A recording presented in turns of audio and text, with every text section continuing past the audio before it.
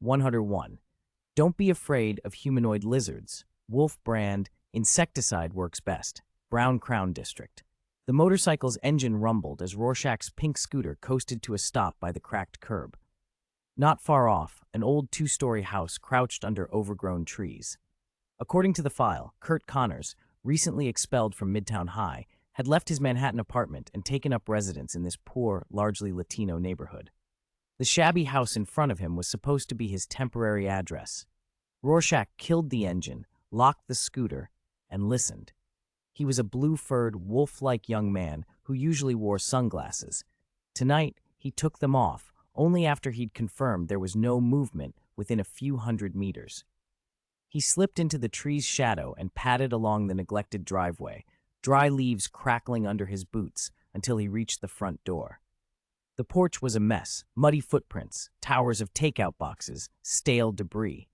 He licked the sharp edge of his fangs on instinct, then lifted a black-gloved hand toward the door. Before his hand made contact, a breeze sighed through the hall and pushed the half-closed door slowly wider. Rorschach didn't react. He shrugged one shoulder, his tall frame easing into the dim house. A blast of rank, layered smells hit him: rotting food, fermented laundry, the sharp ammonia of vomit that had dried into foam. There was a faint fishiness in the air. He noticed, with the practiced caution of someone used to combat, that every mirror and reflective surface had been covered over. "Kurt Connors?" he called in a low voice, removing his sunglasses and slipping them into his pocket so he could see without glare. His voice hung in the shadowed rooms and drifted off.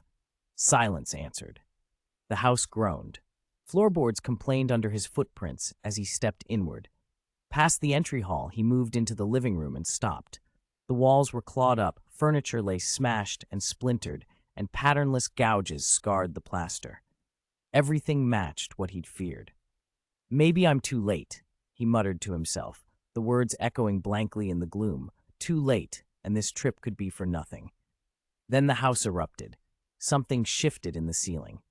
Rorschach's body coiled. He drove one gloved palm up, his fingers hooking into the beam.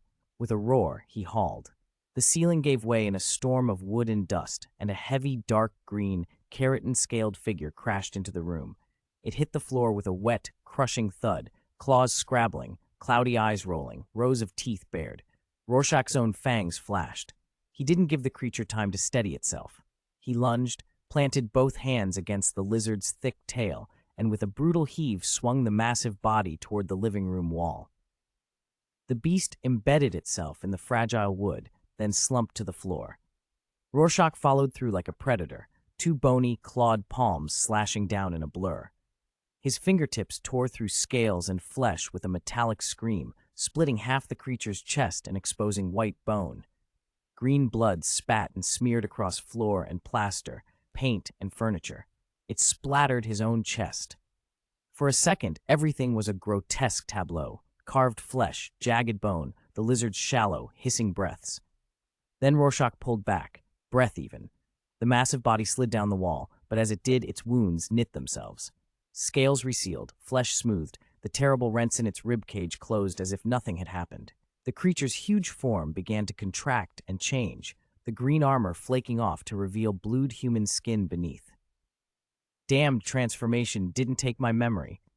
Thank God I remember everything," the man croaked, his voice hoarse. Blue skin shone where scales had fallen away. Kurt Connors lay on the floor, his blonde hair matted and his broken right arm hanging at an awkward angle. He blinked, found Rorschach, and forced a grin. "Who are you? Who sent you to kill me? The police? Or," he trailed off. Rorschach's expression didn't change. He stepped closer, the green blood still on his fingertips. "You've made a lot of enemies, Doctor," he said, watching the injured arm where the scales had been the worst. He smiled, showing his fangs. "Interested in working for me? I can give you what you need. Protection." You aren't here to kill me?" Connors curled in on the floor, bewildered. He squinted up at the wolf-like man, and for a moment, actually looked human. "If I wanted to kill you," Rorschach said quietly, "you would have been dead already." He let the words sit for a beat, then, to Connors' surprise, Rorschach drew a pistol from his coat, a compact plasma piece, and set it on the blond man's chest, finger poised near the trigger. The weapon's muzzle glinted. Despite the offer of safety, the gun reminded Connors how thin that safety might be. Rorschach's tone cooled. "There's a problem between us. The missing girl from Zhongcheng High. Are you involved?" Connor's face went taut. "I didn't hurt anyone. He masked what dignity he could and pushed himself into a half-sit, using his one good arm to sweep blonde hair from his forehead. "I ran experiments, yes, on myself, on specimens, but not on students. My conscience would never allow me to harm pupils." He swallowed hard. "Midtown's administration wanted someone to blame. They fired me to cover their own faults. But check the records. After I was removed, the disappearances didn't stop." Rorschach's gaze flicked as if he'd already flipped through the case file in his head. He let a slow grin spread across his face, bared his teeth, and sheathed the pistol as if he'd never really meant to fire it. He crouched down slightly to Connors' level. "Welcome to the team, Mr. Connors." Connors' surprise was a raw, simple thing. He stared at Rorschach, at the green-streaked hands, at the wolf boy's unreadable smile, and didn't know whether to feel relieved or terrified. 102. Future biological sages join us. Just inside that old house, Rorschach kept an almost toothy grin on his face. He'd had a short, oddly friendly conversation with Professor Connors while the man slowly regained his composure. In the end, forced by the situation, Connors agreed to go with Rorschach. Rorschach wiped the green blood off his skin, slid his sunglasses back on, and looked uncharacteristically subdued. Professor Connors, his former biology teacher, brows knitted in worry, stepped out of the rented room and climbed onto the scooter Rorschach had brought. The engine coughed to life in a reluctant stutter. Halfway through the bumpy ride, Connors, still in sportswear and riding pillion, touched Rorschach's broad shoulder and said cautiously, "You look familiar. Have we met before?" Rorschach smiled without turning. "Connors," he said, "I'm the student who failed your biology exam last semester, remember?" Connors blinked, then his eyes widened. "Rorschach? You're Rorschach?" He took a few quick breaths as if trying to steady himself and leaned forward to speak into Rorschach's ear.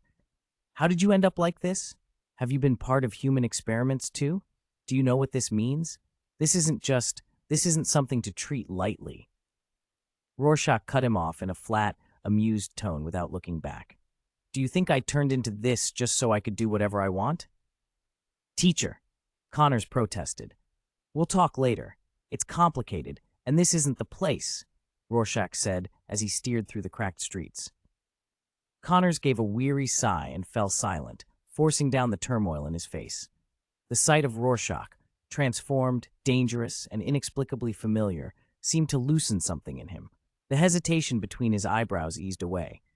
20 minutes later, they were away from the crowds. Rorschach had ridden through a maze of streets and finally guided the scooter into the mouth of an underground passage. He parked and signaled for Connors to follow. Connors hesitated, scanning the dim surroundings, then climbed down and fell into step behind him. The passage was lit only by a few scattered bulbs. Bits of rubble and building materials lay here and there.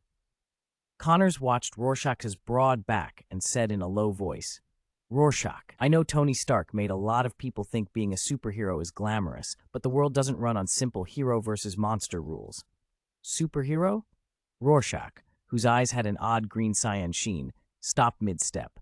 He turned and fixed Connors with a slow, almost predatory look. He flashed his fangs. "Don't be naive, teacher.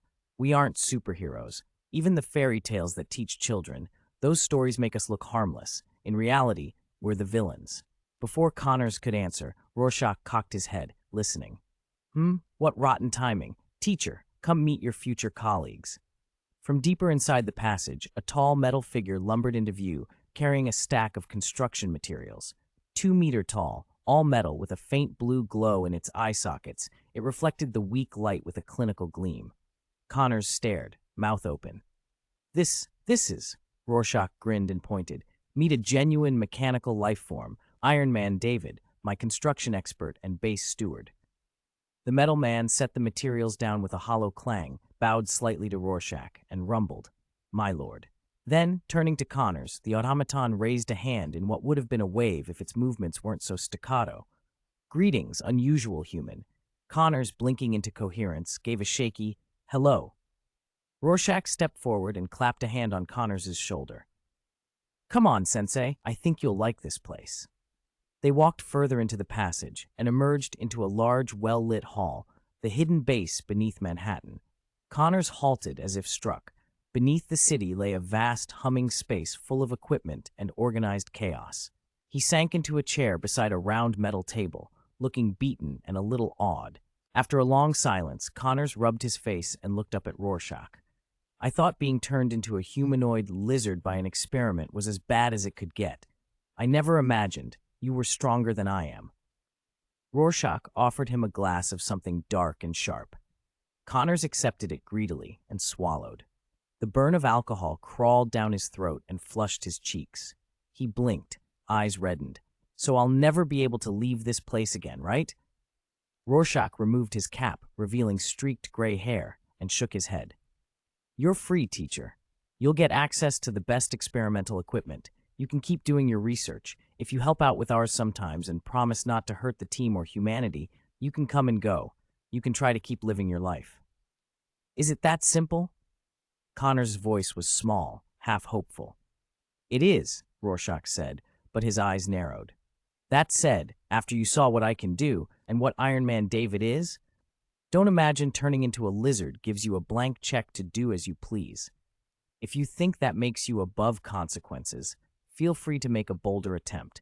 We'll see how that turns out." The grin that showed those pale teeth was not friendly. Connors let out a bitter laugh and shook his head. "All I want is to be human again. If I can improve my limb regeneration formula, that would be the fulfillment of my life's work." He looked down at his hands, then back up. "I'm disgraced, expelled, ruined as a scientist. I don't have the means to restart on my own." He paused, then said evenly, "If everything you say is true, then I'll join your team, not because you threatened me, but because it's my only chance." He stood and extended the one hand he had left. Rorschach's gloved hand closed around it, fingertips digging in just enough to be a firm, binding touch. "Pleasure doing business, teacher," Rorschach said. "Pleasure," Connors echoed.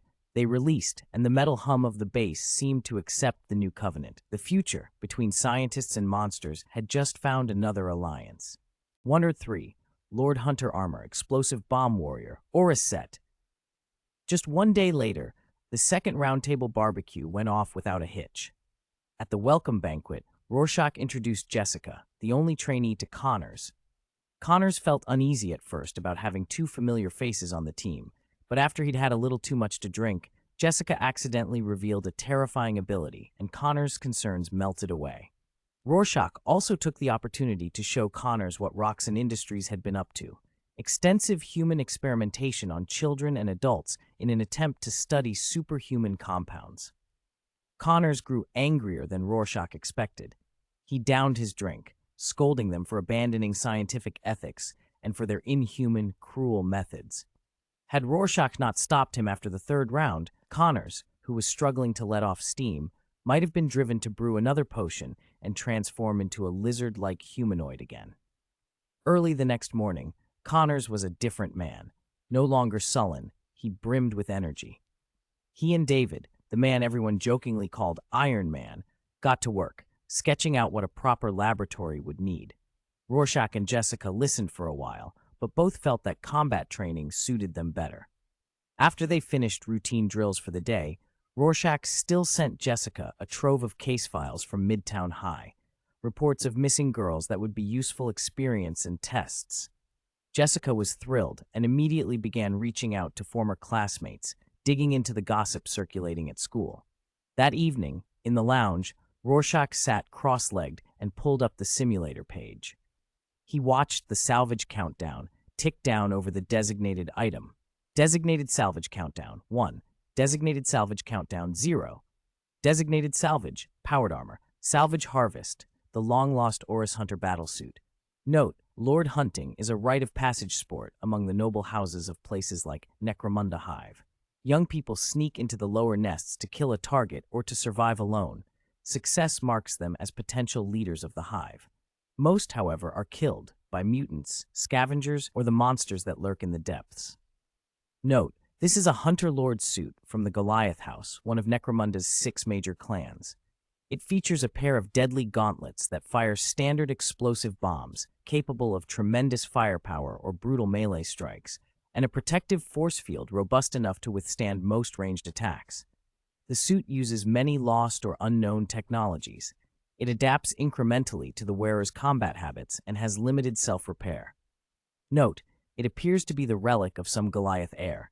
Returning it to the family could win their friendship or draw relentless pursuit. Rorschach narrowed his lupine eyes and studied the markings on the Hunter Lord armor. It wasn't perfect. Force feedback suits like this could be unwieldy for ordinary humans, but it would massively boost his combat ability. He didn't hesitate. He extracted the salvage. In an instant, a 2-meter-tall suit of black and red Hunter Lord armor coalesced before him. It hit the metal floor with a heavy thud.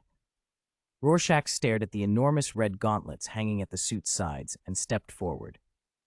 The armor was odd.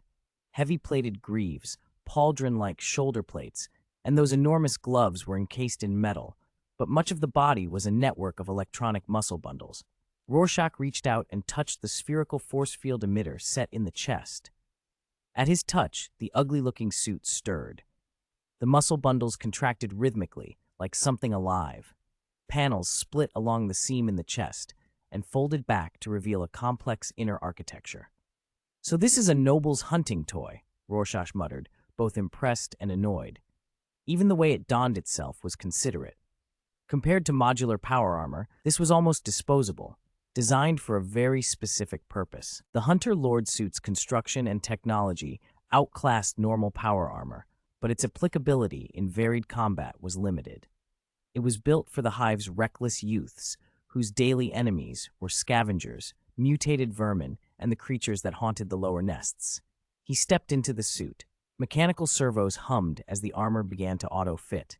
The electronic muscles tightened and adjusted the suit's shape and height to match his frame. After a few dozen seconds, he'd adapted to the weight in the encasement. He flexed, testing the balance, and raised one of the huge red gauntlets. A mechanism clicked. The protective shell on the gauntlet split open, exposing a black muzzle tucked inside. Rorschach grinned, sharp teeth flashing. He flexed his neck, keyed the suit controls, and strode out of the lounge. Heavy armored steps echoed through the base as he made for the training ground. There he raised the gauntlet. The wrist motors whirred, and with a clacking rhythm, the launcher loaded explosive projectiles. Then the training ground erupted, one, then a cascade of deafening explosions. Rorschach charged, the armor's augmented strength turning him into an afterimage as he lunged forward. He smashed a metal dummy with a single casual punch while the other gauntlet kept spitting bombs. After 10 thunderous detonations, one gauntlet went silent. The shots were spent. Rorschach came to a halt, a savage smile spreading across his face. He bared his fangs and whispered, half to himself, "It's ugly, but damn, that grenade launcher makes it worth it." Off topic. Thanks to Zhuxia's Nuzhin for the 3,000-point reward. Thanks to Continent for 500 points. Thanks to Fengyu Qingyin for 5,000 points. Thank you all for your support. 104. Iron Man's Game.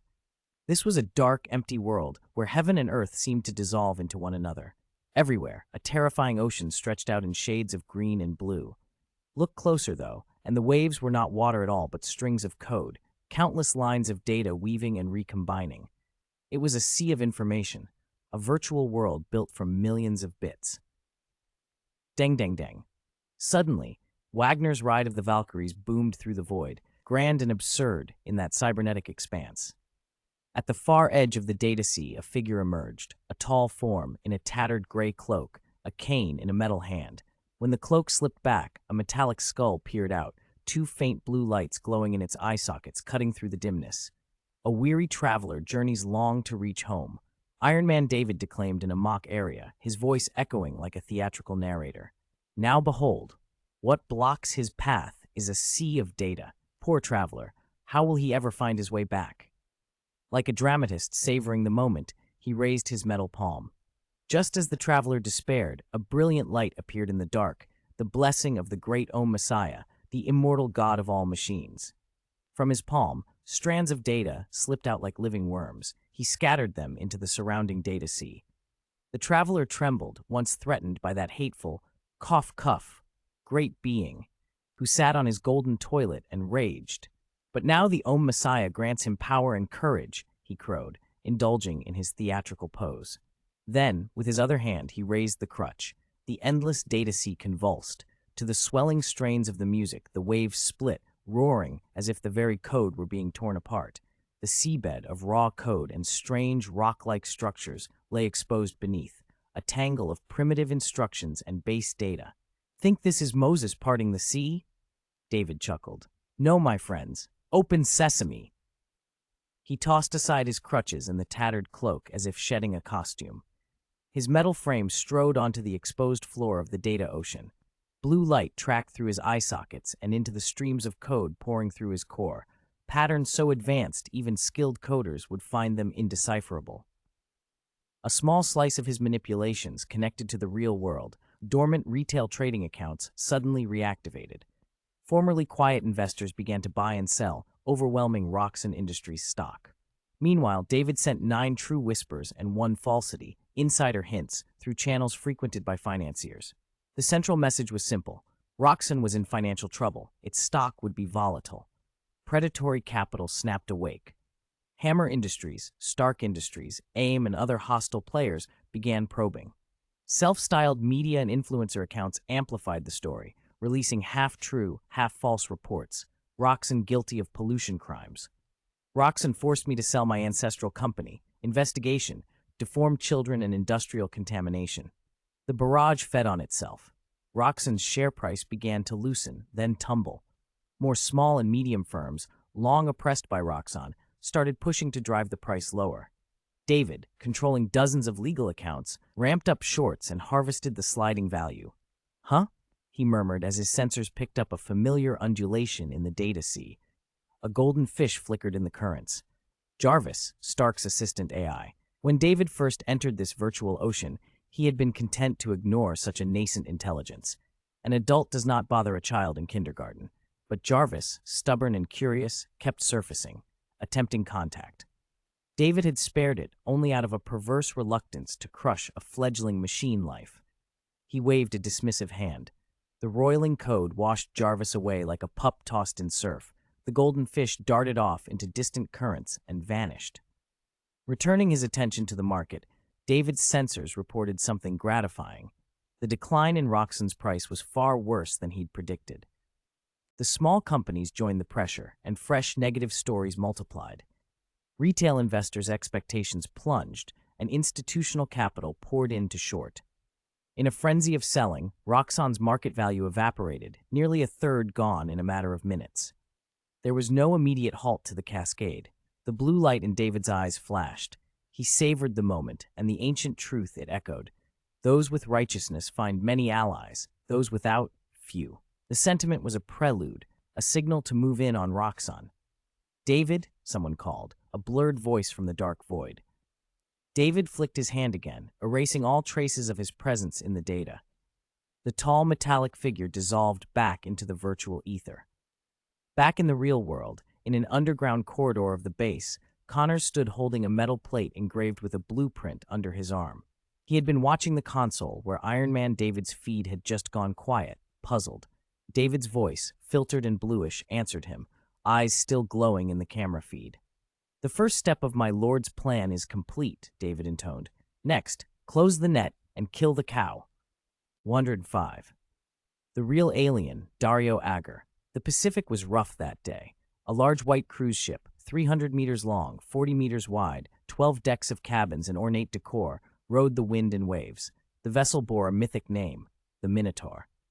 In one of the upper suites, where priceless paintings lined the walls, a brown-haired man sat behind a desk with several black monitors. Dario Agger watched the naked girl a few feet away without blinking. A cruel, crooked smile tugged at one corner of his mouth. His face was almost expressionless, but his pupils flashed a faint red as he spoke. "Anna," he said softly, "you're such a pure girl. Every inch of your skin is something else. As we agreed, 100,000 yuan has already been transferred to your account. You can check it, but are you sure you want to continue?" The girl, a slight thing with a golden ponytail, covered herself as best she could with trembling hands. Pieces of clothing were scattered about her bare feet. She drew a breath, fighting to keep her voice steady. "Mr. Agar," she managed, "I believe you won't break your word. I want to continue. This is my only chance to get out of poverty. I decided before I boarded."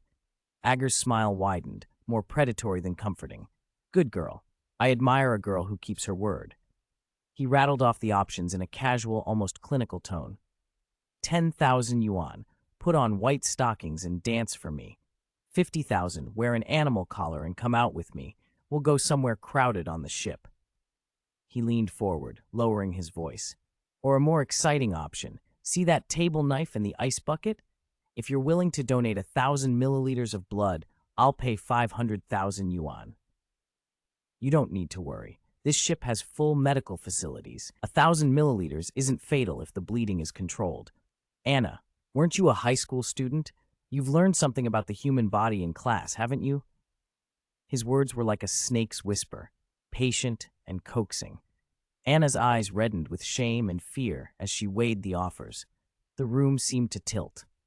Finally, she set her hands aside and stepped closer to the table. With trembling fingers, she picked up the knife and pressed the cold blade to her wrist. "Good girl," Agar purred, "but you're being too conservative. If you'd take the blade to your chest instead, I'll pay you an extra 500,000, 1 million total, a home you've always wanted, or the chance to travel the world." Anna's face drained of color. Her voice shook. "Mr. Agar, I'm scared." "Oh, my poor little thing," he said, mock pity in his tone. "Hesitation will cost you everything.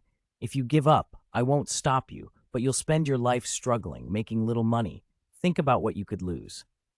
Dario Agar rose from his desk and came around it, his expensive suit immaculate. Up close he looked larger, more imposing. He watched her with an expressionless hunger. "As soon as you cut, a fortune will flow into your account. Cut it, this is your destiny." Under his pressure, under the promise of escape, Anna's resolve crumpled. She lifted the knife and drove it into her breast. Scarlet blood spilled out. It poured hot and fast. For a moment, Agar seemed to lose control. Without warning, he lunged, hands clasping her slender arms. He pressed his mouth to the wound to draw her blood. Anna's eyes widened in horror. "Help, Mr. Agar!" she cried. "I want to stop. Who are you?" The man who had been Dario Agar vanished in an instant. In his place stood a towering monster, well over 2 meters, muscles like wrought iron, with a massive bull's head. Horns glinted beneath the overhead lights, and a pair of blood-red eyes bored into the helpless girl. The thing's muzzle opened in a wet, animal sound. It didn't just suck the blood. The bull-headed beast bit out a chunk of flesh and began to chew. Anna screamed, the sound raw and human, then faltered. She thrashed weakly, but she had no strength left. Her struggles dwindled as the creature fed. Minutes later, the living warmth of her body had gone. Agar tossed what remained of her onto the patterned floor like refuse. A single tear tracked down Anna's pale cheek and splattered into the stain of blood. Her breathing slowed and stopped. The monster closed its eyes in something close to relish. "Every dying human girl is a delicious dessert," it rumbled, voice deep and satisfied. "What exquisite struggle and despair." The steel office door was flung open with a crash. A tall young man in a black suit and sunglasses barged in, shutting his coat behind him. He hardly looked at the body strewn on the floor. His voice was all urgency. "Mr. Agar." "John, how many times have I told you not to interrupt me when I'm eating?" Agar snapped, nostrils flaring. "Sir, it's urgent." The young man swallowed and pushed on. "The stock market, our share price is collapsing." Agar's bull frame trembled. With one devastating, clawed foot, he crushed the fallen woman's head as if to punctuate the news. "Who is it? Who is shorting my shares?" "That's everything I own. Mine." John's voice tightened. "It's everyone. Old rivals, funds with grudges against us, even companies with no direct connection. They're all moving in. The pressure's relentless. Call public relations. Hold a press conference now. Have the head of finance get the exchange on the line. Bring me the board. Every director from every region." For a moment, the monster's fury gave way to a cold, businesslike calculation. It plucked a piece of raw flesh and fed it to its jaws as if tasting paper could calm the storm. "If the loss can't be recovered," Agar said slowly, "then I have no choice." He chewed, eyes narrowing. "I will eat some of my own people." He spat the word out like a promise. Those bloodthirsty capitalists won't take Roxxon down. I, Dario Agger, will not fall. 106. Trial of the Battle Sister. Blue light flickered in the eye sockets of Iron Man David, throwing razor-clear schematics into the air above the round metal table. One by one, construction drawings of Roxxon Industries' massive cruise ship Minotaur appeared in front of Rorschach. David raised a metal palm and narrated in his calm, mechanical voice. This Roxxon cruise ship displaces 110,000 tons. Designed capacity is 1,500 passengers. Of course, that's under full tourist load. According to port video feeds, the permanent population on board, aside from essential crew, numbers no fewer than 500. That is Roxxon's private security force. My lord, forgive my presumption, David added, but I believe a problem solvable with a few missiles does not require your personal involvement. Rorschach's gray hair stood out against the dim light.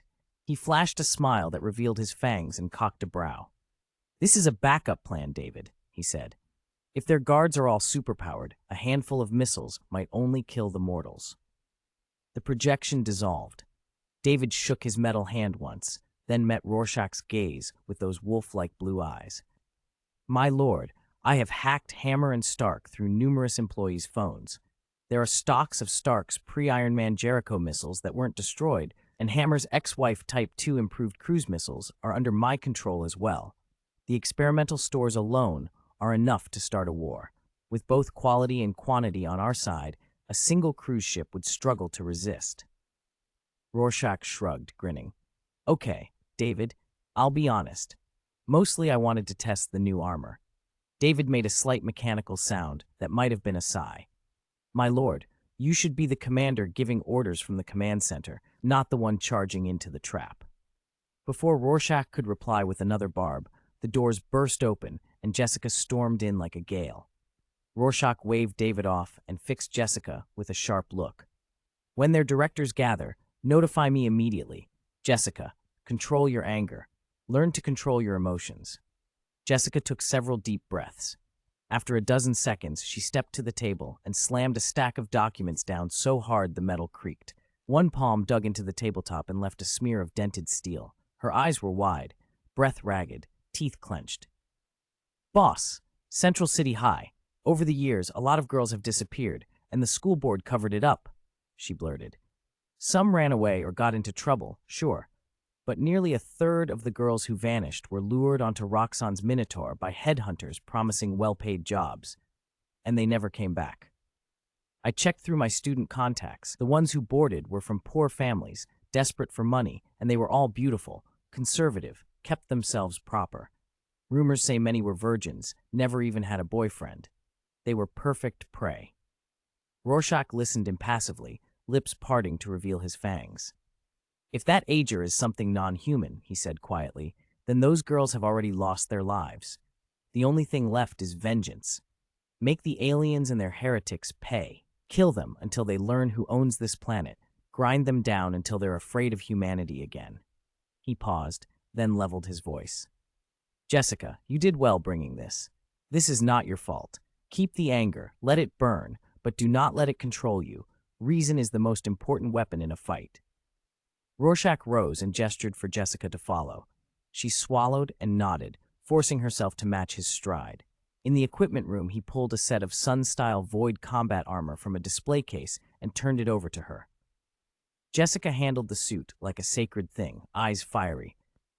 I'll take you on this operation, Rorschach said, watching the flames in her gaze. I know your training isn't finished, but I want you to see the battlefield now. Jessica set the armor on, face solemn. Boss, I won't let you down. You're not fighting for me, he corrected, eyes hard. You're fighting for yourself, for those missing girls who haunt you, and for all of humanity. He gave a small, grim smile. I'll give you 3 rules. First, obey orders. Second, be merciless when the situation demands it. Third, be prepared to do what must be done, even if the enemy looks like a frightened child. It's better you learn this here than on the field. This armor will protect you, but it won't spare you from hard choices. Jessica's hands trembled as she tightened the suit. Rorschach watched her for a few moments, then left her to adapt to the weight and systems of the armor. As Jessica tested the suit's servos, Rorschach's gaze swung to the hunter armor nearby. He gathered every standard explosive on the rack, counting them with a curt nod. Not satisfied, he reopened the simulator's salvage interface and selected a 10-round salvage run. From a corner, he picked up the Necron Gauss explosion gun, its transparent tubes pulsing with strange green light. He tapped the weapon gently and bared his teeth. "An alien and its superpowered guards," he murmured. "Let's see if you can stand up to my firepower." 107. Minotaur Raid I. Failed fireworks show boom, boom, boom. The Valkyrie's vector turbines growled low. Thin clouds were shredded by violent downdrafts that scoured the troop transport's metal skin. Inside the dim cabin, Rorschach sat in hunter armor, methodically checking his loadout. For this op, he'd kept it light: a plasma pistol, a Gauss blaster, and the 2 bolt guns built into the Hunter Lord gauntlets. Plenty of ammo, enough to handle whatever came at them. He tilted his head back. In the low light, his cyan, wolf-like pupils picked up a faint, greenish gleam. He glanced at the void combat suit beside him and called out, "Jessica, check weapons and standby status. Activate the refraction field early. There are weak points on that armor." "Understood, boss," Jessica replied in a muffled voice under her heavy helmet. She set the Hellgun down with a little stiffness and thumbed the refraction field generator on her chest. A faint buzz and an invisible refractive shield wrapped her. Rorschach couldn't help the corner of his mouth lifting. He strapped 5 Dawn of War blinding bombs to the waist of the Liaju armor and double-checked his own harness. He clipped on the gravity parachute and called back toward the cockpit. "David, how far to the target?" Iron Man David's mechanical tone answered through the carapace helmet at Rorschach's feet a few seconds later, unruffled. "My lord, 300 nautical miles. You can rest for now. Also, you may not need to go airborne. I have faith in the missile plan." Rorschach raised an eyebrow and set the chute down for a moment, moving to the cockpit to peer over David's armored back. "David," he said with a small smile, "battlefield conditions aren't just numbers. We'll see." David, utterly literal, had no comeback. He simply raised a metal hand and gave a thumbs up. Rorschach bared his fangs, shook his head, and went back to the cabin floor. He slid a huge red glove over a spare carapace helmet. The Lijué suit lacked its own helm, so he improvised and closed his eyes to rest. For the next half hour, the only sounds were the engines and Jessica carefully double-checking the Hellgun. Then David's voice cut in again. "My lord, 30 nautical miles to the target. Although it's night, conditions over the sea are clear. Continuing our approach risks early exposure. Shall I demonstrate my missile show?" "No problem," Rorschach said. He opened his eyes and moved to the cockpit window. Through it, he could make out the dark sea and, beyond, the bright lights of the Minotaur, a massive cruise ship that was their target. "That's the one," he told David. "Start the fireworks." David tilted the Valkyrie with the control stick and replied without looking back. "My lord, Stark Industries' Jericho missiles were launched 10 minutes ago. Fuel-rich, long-range. Oh, they've arrived." Whoosh, whoosh. 5 bright dots cleaved the night sky. As their afterburners dimmed, the missile noses split open, and hundreds of tiny warheads streamed out, falling toward the cruise ship below like a shower of petals. David's optics flickered blue as he waved a metal finger, almost like a director guiding the onslaught. Then the warheads slowed beyond reason, frozen in midair by an unseen force. Moments later, a chain reaction detonated their payloads right there, an instantaneous bloom of explosions that painted the ship in a hellish, strobing light, a dreadful fireworks show. Rorschach, expressionless behind his helm, rested a heavy glove on David's metal shoulder and allowed himself a rueful smile. "Maybe someone with magnetic or aerokinetic powers," he said. "Unscientific," David replied, more off-kilter than his voice ever allowed. The blue light in his oculars stuttered. "My lord, Hammer Industries' X-Wife Type 2 cruise missiles launched 5 minutes ago. Sheer numbers will compensate." Rorschach only smiled and stayed quiet.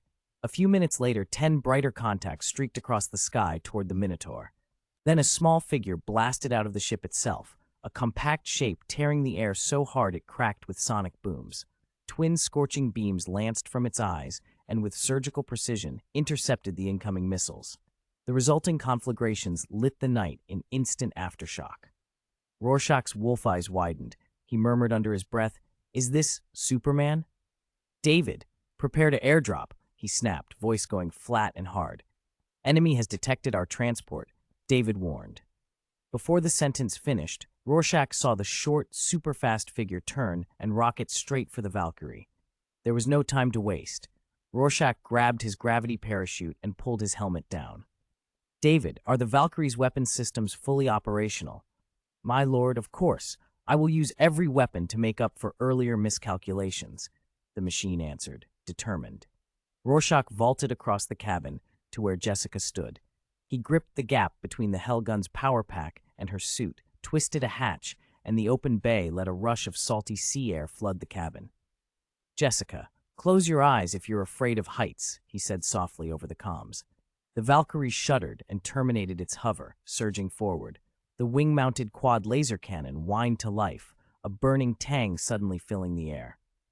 "I'll make an opening," David intoned. "Flying supers hate lasers. Their defenses may not be sufficient." No hesitation. Rorschach fired the gravity chute. The engines flamed white and the command came through. "Jump!" They went out together. Rorschach hauled Jessica's armored frame into the slipstream and launched himself off the open hatch. The ocean wind hammered them, cold and hard.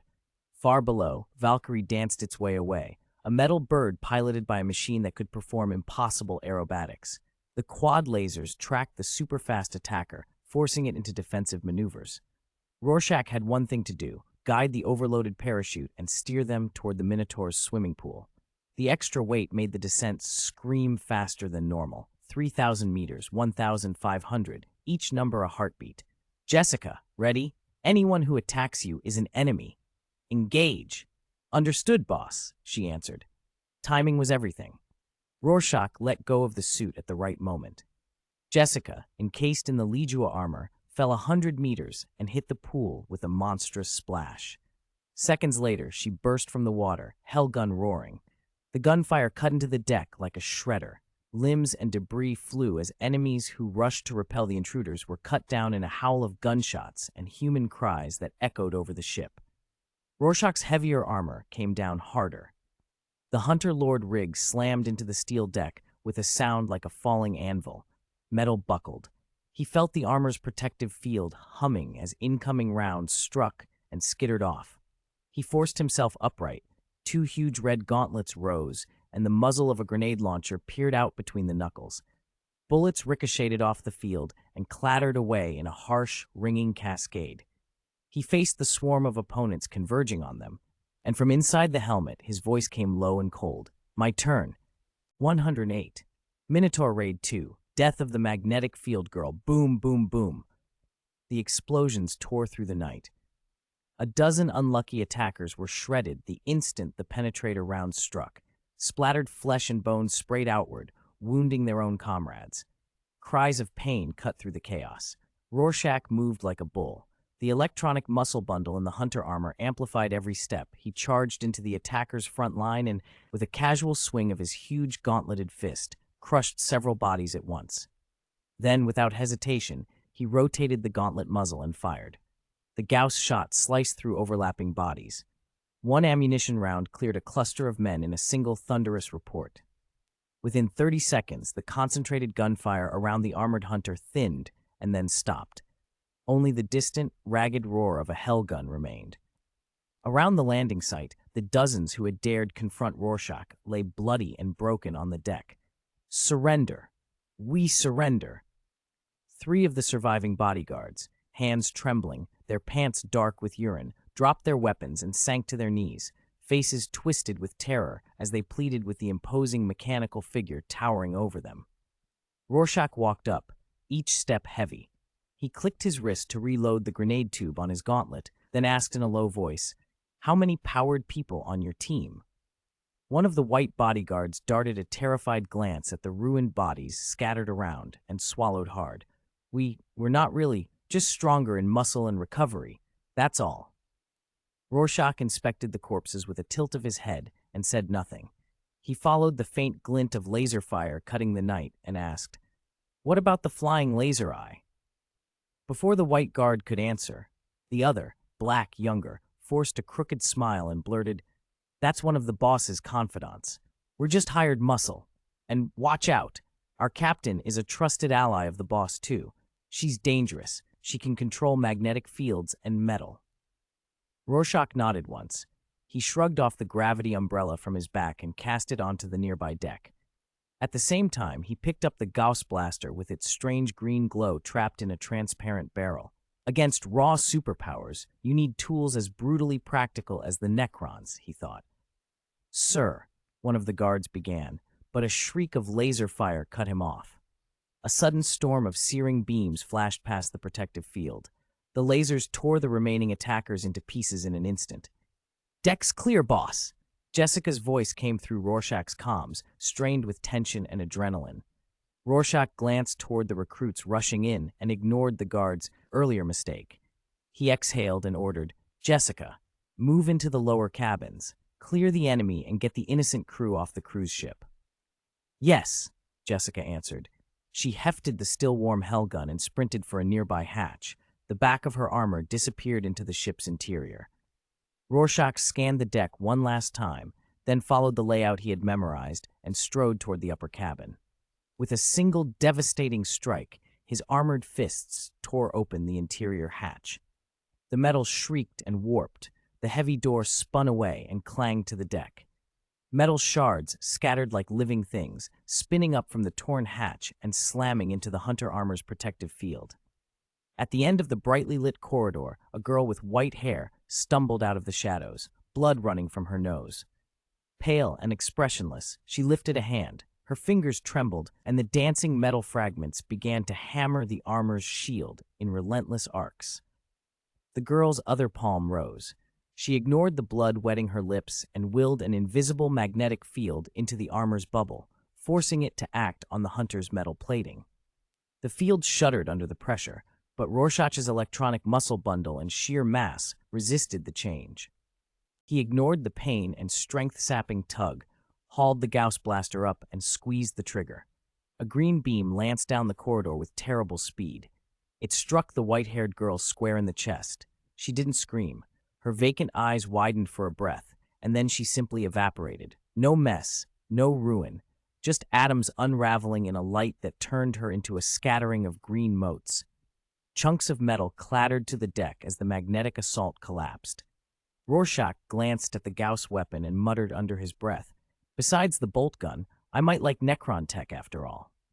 He fell back into silence, engaged the hunter armor's drive, and ran deeper into the suite. A minute later, he stood before an ornate metal door, all gilding and luxury. He didn't hesitate. He fired the Gauss explosive gun. The green beams corroded and vaporized the heavy metal until the door buckled in a shower of sparks. When Rorschach stepped into Dario Agger's private cabin, the sight froze him for the first instant, not with fear, but with puzzled anger. Under the brilliant lights, the room had become a slaughterhouse. Men and women, old and young, lay torn and scattered across the expensive parquet. Blood pooled in the carved inlays. The rich fabric of ruined suits and gowns confirmed they had been Roxxon's board members. Seated in the boss chair at the far end of the cabin was a monstrous, bull-headed creature in an expensive suit. The Minotaur, horned, gluttonous, chewed slowly on a broken human arm. In its other hand, it cradled a crystal orb that shimmered with shifting colors. Waves of strange energy rippled from it. "Welcome to my Minotaur. Damn bastards, you—" the creature snarled. The sentence never finished. Before the Minotaur could finish its curse, green beams lanced out of Rorschach's Gauss gun and struck toward the chair. 109. The sinking of the Minotaur. The mysterious energy field offered no protection. A searing green beam punched clean through the rippling defense and struck the bull-headed creature, Agger, square in the chest.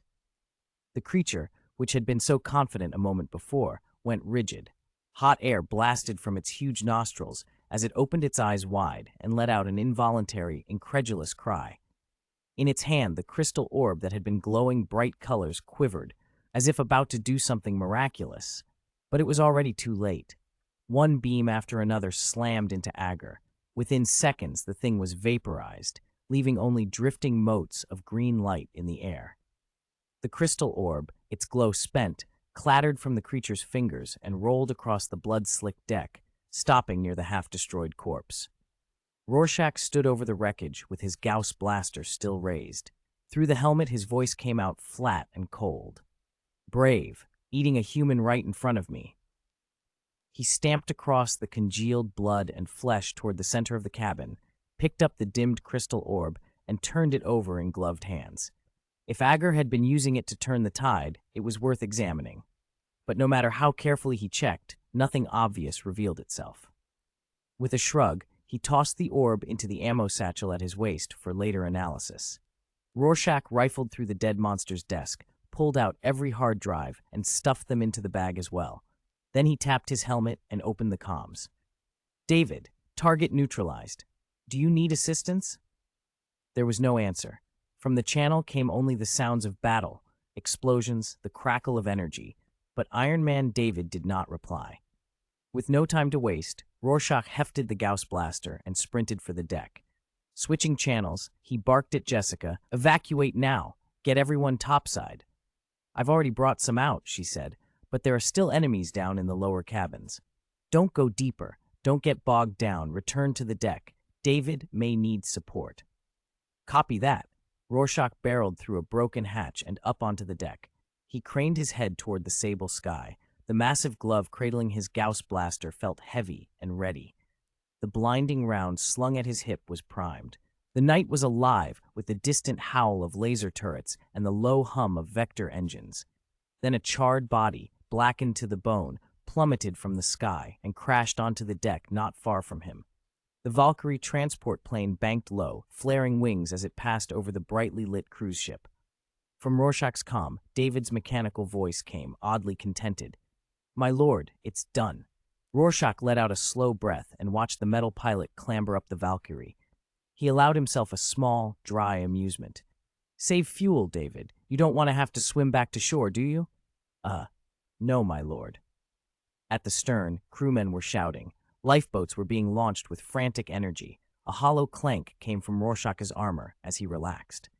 Jessica appeared, hair loose and sweat slick, clutching the Hellgun in both hands.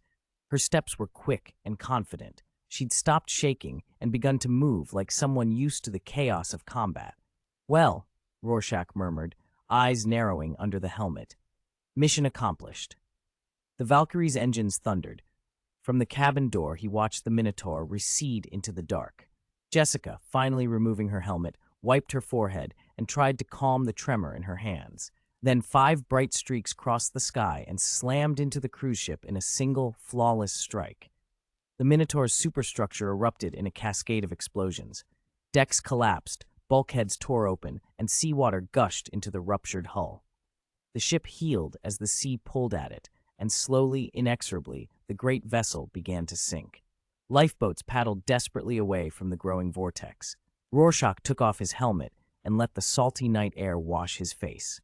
He shut the cabin door with casual indifference and walked back inside. He found Iron Man David at the controls, the Valkyrie's metal back gleaming under the panel lights. "Thanks for bending the rules," Rorschach said as he entered the cockpit. "It would have been a lot harder to deal with a flying enemy otherwise."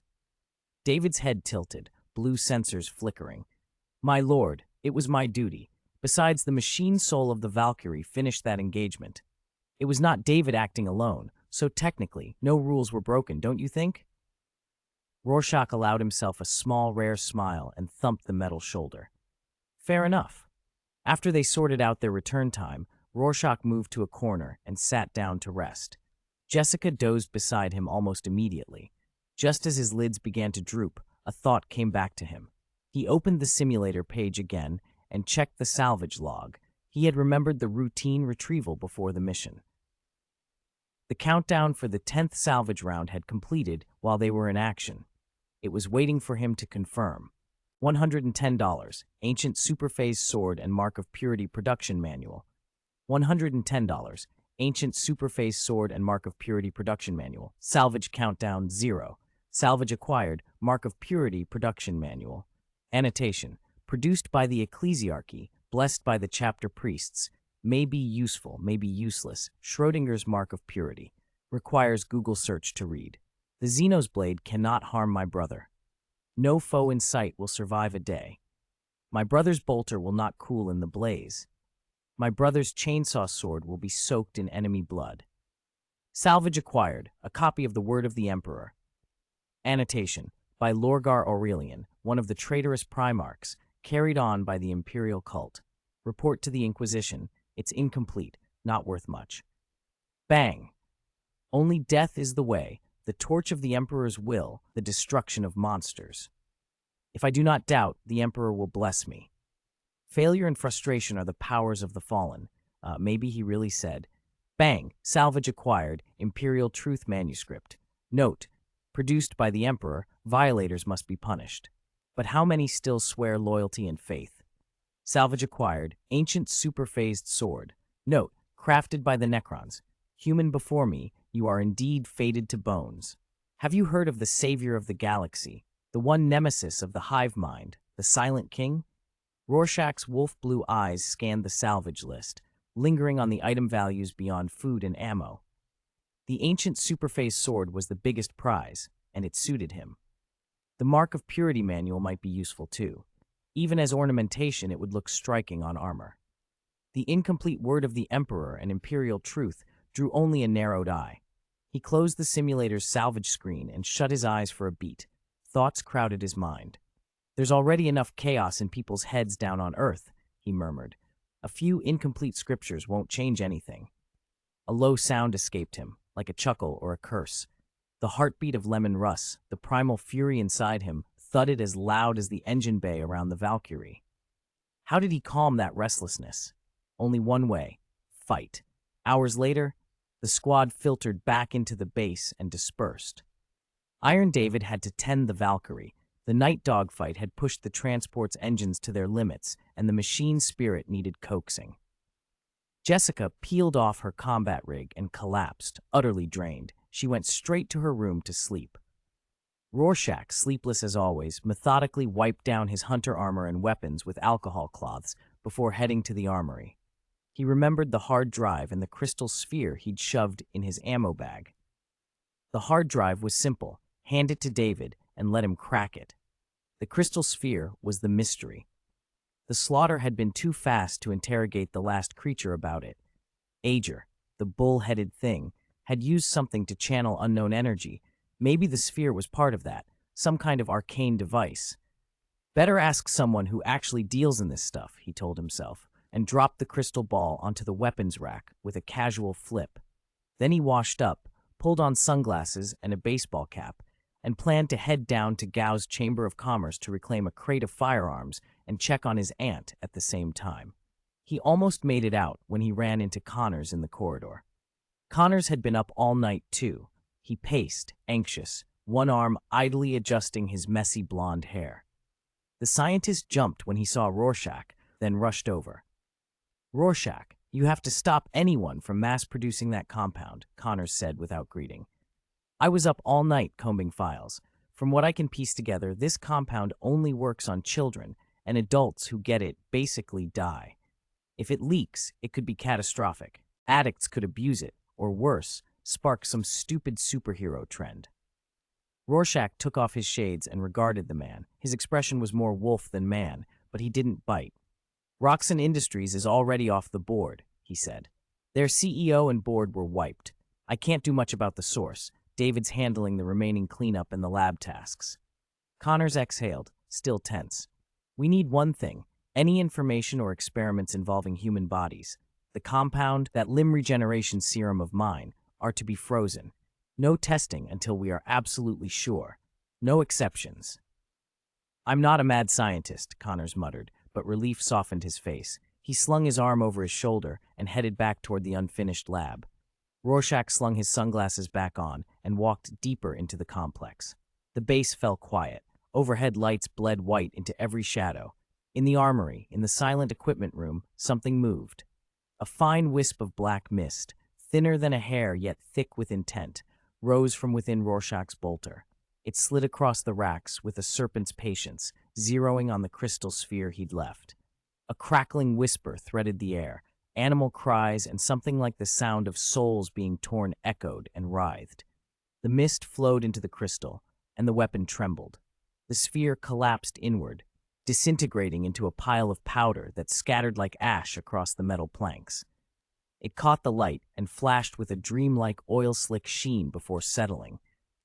The mist withdrew back into the bolter, as if satisfied, and the room was still again. Half a day later, Rorschach returned to the base carrying a box of Chinese takeout. He decided to postpone visiting his aunt.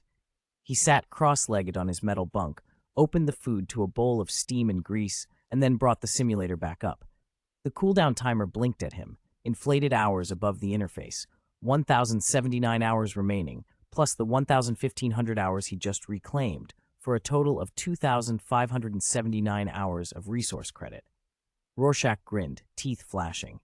He didn't hesitate. With a few swift keystrokes, he erased the remaining 770 hours of forced downtime and queued the next simulation. "The Emperor's blessing," he whispered, and let the program load. 111. Space Shark. Axe in hand. Follow me. Steal people, food, and bombs. Simulation starting. Current entity Space Wolf Bloodclaw. Please select your identity first. If you refuse, you will descend immediately. Identity selection has been refused. Simulation starting. You have descended into the Warhammer universe. Time. Location. Galaxy, Outland, Unknown Void.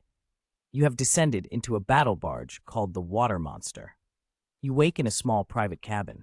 A glass water tank takes up a third of the room behind you, its surface fogged with condensation. You are wearing a mismatched set of Mark V Rebellion power armor. The ceramic plates are scratched and patched, a faded shark emblem printed on the gray breastplate.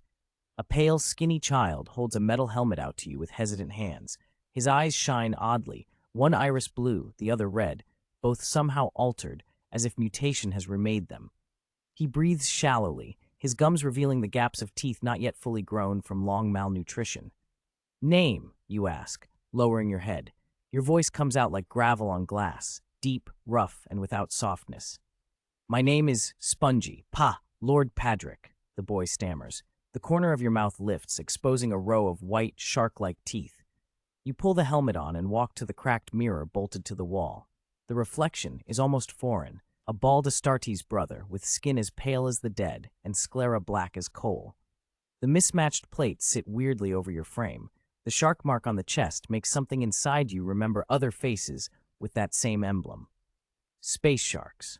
Carcharodon. Spongy nudges you with a whisper. Lunchtime is nearly over. He is quick on his feet, full of jittery energy. You follow him through the labyrinth of corridors toward the ship's lower decks. He calls the main mess the crab-shaped hall. It is a wide, echoing space. 3,000 people, by your rough count, mill under the dim lights. Mortal crew, auxiliary troops, and scattered Astartes brothers in their own ragtag armor. Most of your kin here wear the same pale gray skin. A few bear the same black sclera as you. You take a seat in a shadowed corner and watch Spongy slip through the crowd to the food hatch. You get a small bowl of bland, protein porridge laced with ceramic powder and a liter of water. The porridge tastes like nothing. Spongy, meanwhile, cradles his thin, corpse-pale bowl and sips it grudgingly. A plate of sizzling meat, unfamiliar and rich-smelling, passes near where you sit. A mortal warrior carries it, eyes bright with hunger. Your instincts tighten. "Spongy, watch my bowl. Don't eat it. Don't let the mortals steal it," you rattle out, handing the boy your porridge as you stand. Power armor joints whine as you move. The crowd parts instinctively. Dozens of Astartes glance up from their food, confusion flickering across their faces. You stride to the hatch. Without thinking, you reach out and seize the chef responsible for dishing the rations. The mortal's eyes widen. The man trembles in your armored grip, sweat trickling down his temple. "Why do my servants get only this starch while others get meat?" you demand, voice flat, staring at the chef who can only gasp. A deeper voice booms from behind. "Padrick 520 of Reconnaissance. Put him down." You turn. A sepia-clad brother in heavy Terminator armor stamps toward you. The Terminator cross and prayer skips along his pauldrons, 3 iron skulls clanking at his waist. The surrounding brothers fall silent, their respect for the armor and the presence clear. You relax your grip and lower the chef, then give the regiment salute. "Captain," you say, though you do not know his name. The title fits the weight of his armor. "Why humiliate mortals? Have you forgotten the Astartes Codex and your dignity?" Captain Sean's voice is a low, detonating thing that echoes in your ears. You wait until he's finished before explaining, in careful, clipped sentences, why you seized the chef.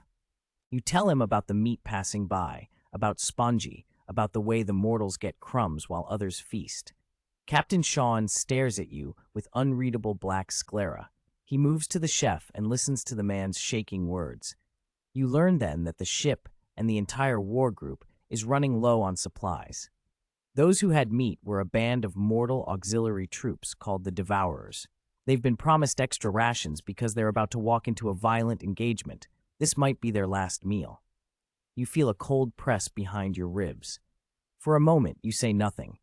Then you turn to the trembling chef. "Sorry," you say quietly, and you speak the apology again to Captain Sean. Sean accepts it without showiness. He strips his own portion from his tray, another hunk of that unknown beast, and hands it to you. "Padrick," he says, voice low, "these endless ships are all we have. We were outcasts once, but that has to stop. Even the mortal servants are subjects of the Emperor. I don't want to see this happen again." You bare your teeth in a small smile, more shark than human, and make an offer. You volunteer to join the Devourers on their mission.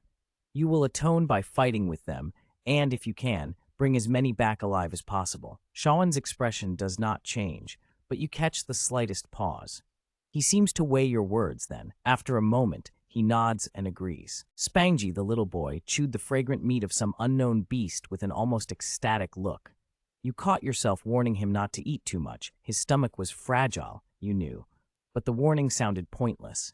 Spangy's face was smeared with grease. He mumbled between bites. Gary says, people's stomachs, they have no limit. It's delicious." The boy's words came out in a rush, half swallowed by the meat. You finished the thick, bland nutrient porridge that had been set in front of you and asked, puzzled, who Gary was. Spangy stammered the answer. Gary was his father. He'd been a maintenance tech for power armor until, only a few hundred ship days ago, he died from overwork and long-term malnutrition. "Boy, go back and take care of my room," you said suddenly, grinning so that your teeth looked too sharp in the dim hall. "After the battle, I'll treat you to meat." The promise sounded stranger than you meant, but it made Spangy's eyes widen with hope. You stood, eased your power armor into motion, and left the crab-shaped mess hall. You asked around and found the armory. There, you gave the logistics quartermaster the Mortal Auxiliary Army Operation Code and were issued an ancient Raven-pattern chainsaw axe and a Mark III Godwin-pattern bolter. You slung both weapons onto your armor and watched the quartermaster start to turn away. "Where's the ammunition, the grenades?" you asked, holding out a hand. The quartermaster blinked. "Ah, by chapter rules, an ordinary operation only carries one round of ammunition. Grenades? Haven't seen them in thousands of ship days." He looked genuinely bewildered. You let out a long breath and grinned again, teeth bared. But that didn't get you any extra ammo. So you did the next best thing. You intimidated the man until, under his resentful stare, he handed over 2 Mark 19 hot melta bombs. They were precious, stored in the regiment's vaults for thousands of ship days, a sacred little cache, and now they hung heavy at your waist. Winding through a maze of corridors, you joined the ready force. 500 mortal auxiliary troops were assembled for a resource recovery mission, salvaged several merchant wrecks in a nearby meteorite belt. Lieutenant Cy Eugene, the team commander, greeted your presence with real warmth. He thanked you for joining and said he was honored. You scanned the men, laser rifles, basic rebreathers, determination, and fixed Cy Eugene with a level look. "Lieutenant, you're the real heroes," you said. He saluted with feeling. "For the regiment, we'll go through fire and water." When everyone was aboard, you and a few dozen of the auxiliaries climbed into a fist assault boat. 9 other assault boats followed. Your boat led the formation as they slipped into the cold, black void. Through a narrow porthole, you watched the fleet recede. The massive hulls of the Tyrant-class cruiser White Mouth and the battle barge Water Monster dominated the glittering cluster of ships.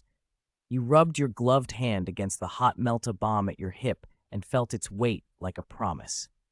The assault boats raced toward the meteorite field. A constant patter of micro-debris against the hull made everyone on board uneasy. Then the shattered carcasses of several merchant vessels loomed ahead. You pulled on your metal helmet, about to ask Lieutenant Xie how they'd conduct the salvage, when an assault boat on the edge of the formation was suddenly wrapped in a terrible tentacled appendage covered in suction cups. It crushed the fragile cabin as if it were nothing. Dozens of auxiliaries were flung out into the void like tin figures. The sudden decompression and freezing cold killed them instantly. The cheap breathing apparatuses could keep someone moving in a damaged ship, but they could not save a human tossed into true vacuum. "Kraken! It's a void kraken! We're done for!" Lieutenant Shai cried, pressing himself to the porthole, panic high in his voice. You stepped forward, slammed your armored palm against his faceplate, and knocked him unconscious. You took command of the 9 remaining assault boats without hesitation. "Change course. Evacuate. Now," you ordered, and the formation began to adjust. Then a juvenile void kraken, about 5 times the size of a fist assault boat, struck another massive meteorite, crushing debris and cosmic dust into a jagged barrier that blocked your retreat. The 9 boats were forced to loop and come back around. The kraken prowled between wreckage, every movement shrouded in glinting particles. You asked the driver about the assault boat's weapons. Only heavy forward-fired melta-cannons, no turrets, no flexible firing arcs. It was a blunt, forward-facing punch. A reckless plan filled you like hot light. "Tell the other boats to prime their melta-cannons and run us straight at it," you ordered. "Everyone put on rebreathers. Lock yourself to something, strap to a comrade, a bulkhead, hold on." Within seconds, the 9 boats slewed back into formation. A pair of melta-beams from each assault boat lanced out, a ragged spearhead of heat, converging on the juvenile kraken like invisible pikes. You engaged your magnetic boots and planted yourself on the hull of your assault boat. Micro-debris peppered your armor, leaving bright, etched pockmarks. You pulled the 2 Mark 19 hot melta-bombs free, set both to very short fuses, and clicked them into a confident grip. In the other hand, you held the Raven chain axe, its motor humming with a hungry buzz. Standing on the speeding assault boat, you stared at the writhing kraken as it turned toward the attack. Its roar, felt more than heard, a vibration through metal and bone, seemed to punch through your helmet's shielding. "Come on, you damned octopus," you shouted into the void, letting a grin show. "Let's have some fun." Hot melt beams lanced out like spears, slicing through the vast bulk of the void kraken and severing several massive tentacles with ease. But the silicon creature, no blood, no bones, only snarled and lashed the remaining limbs.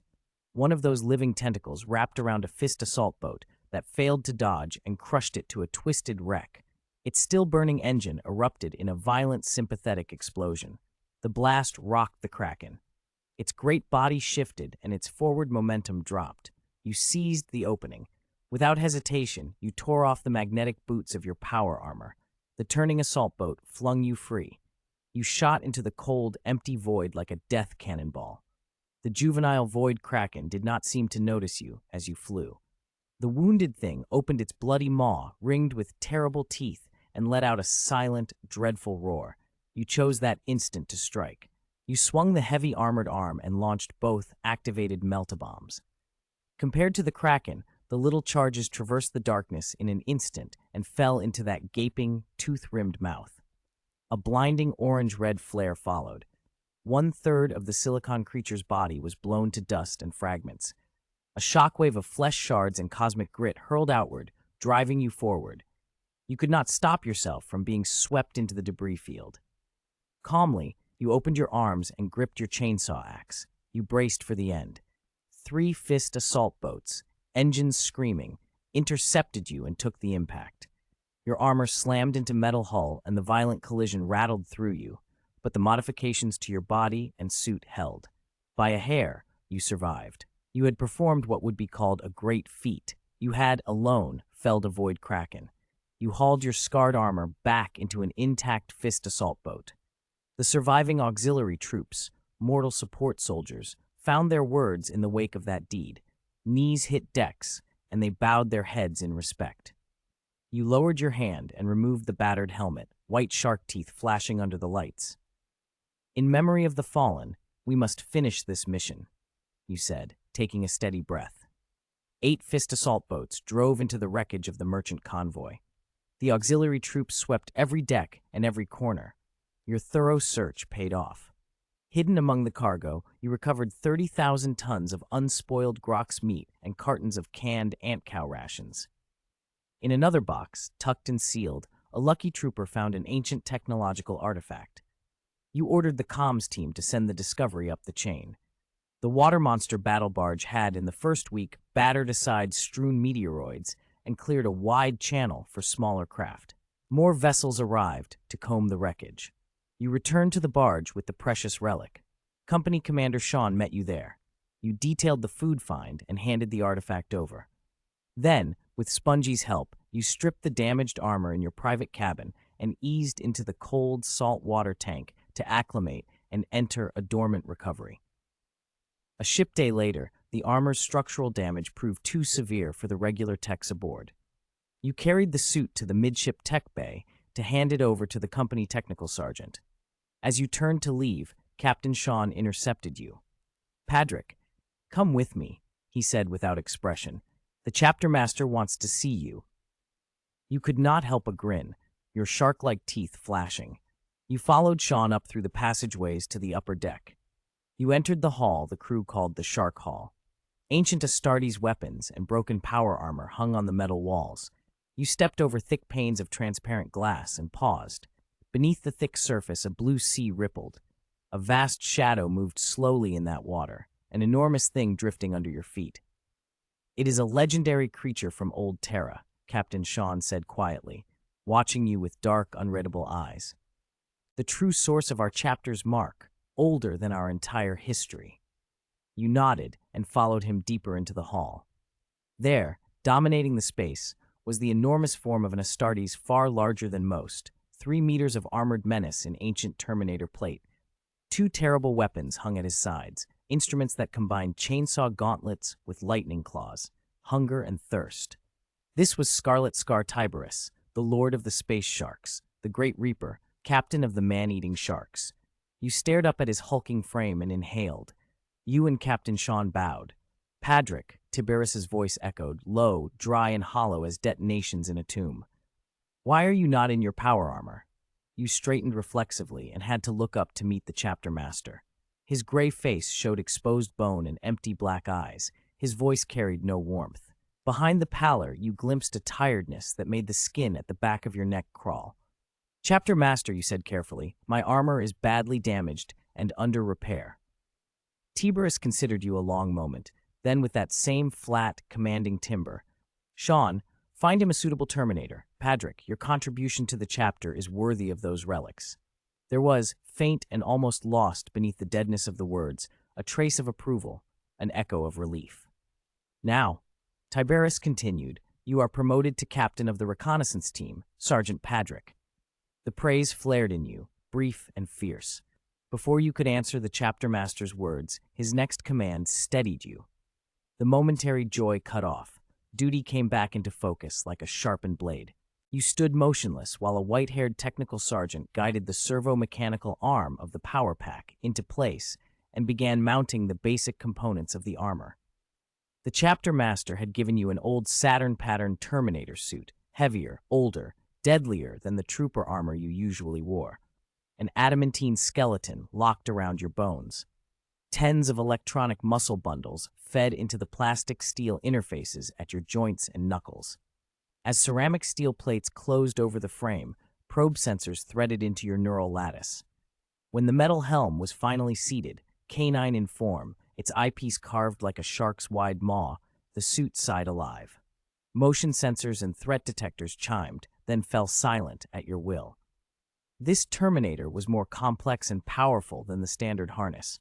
It raised your combat capability to a new grade. When the sergeant finished, he asked if you wanted your personal totem painted on the shoulder plate. Space sharks were fond of such idle embellishments, but formal badges of merit required chapter sanction. You considered it for a moment and told him to paint a wolf head. The technical sergeant blinked in confusion.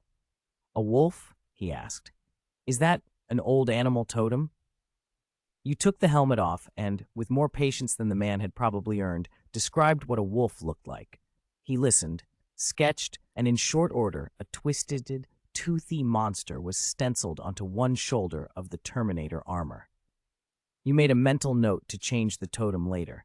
Void Kraken would be better, and left the servitor bay with the white-haired tech having at least a rough concept for the next paint job.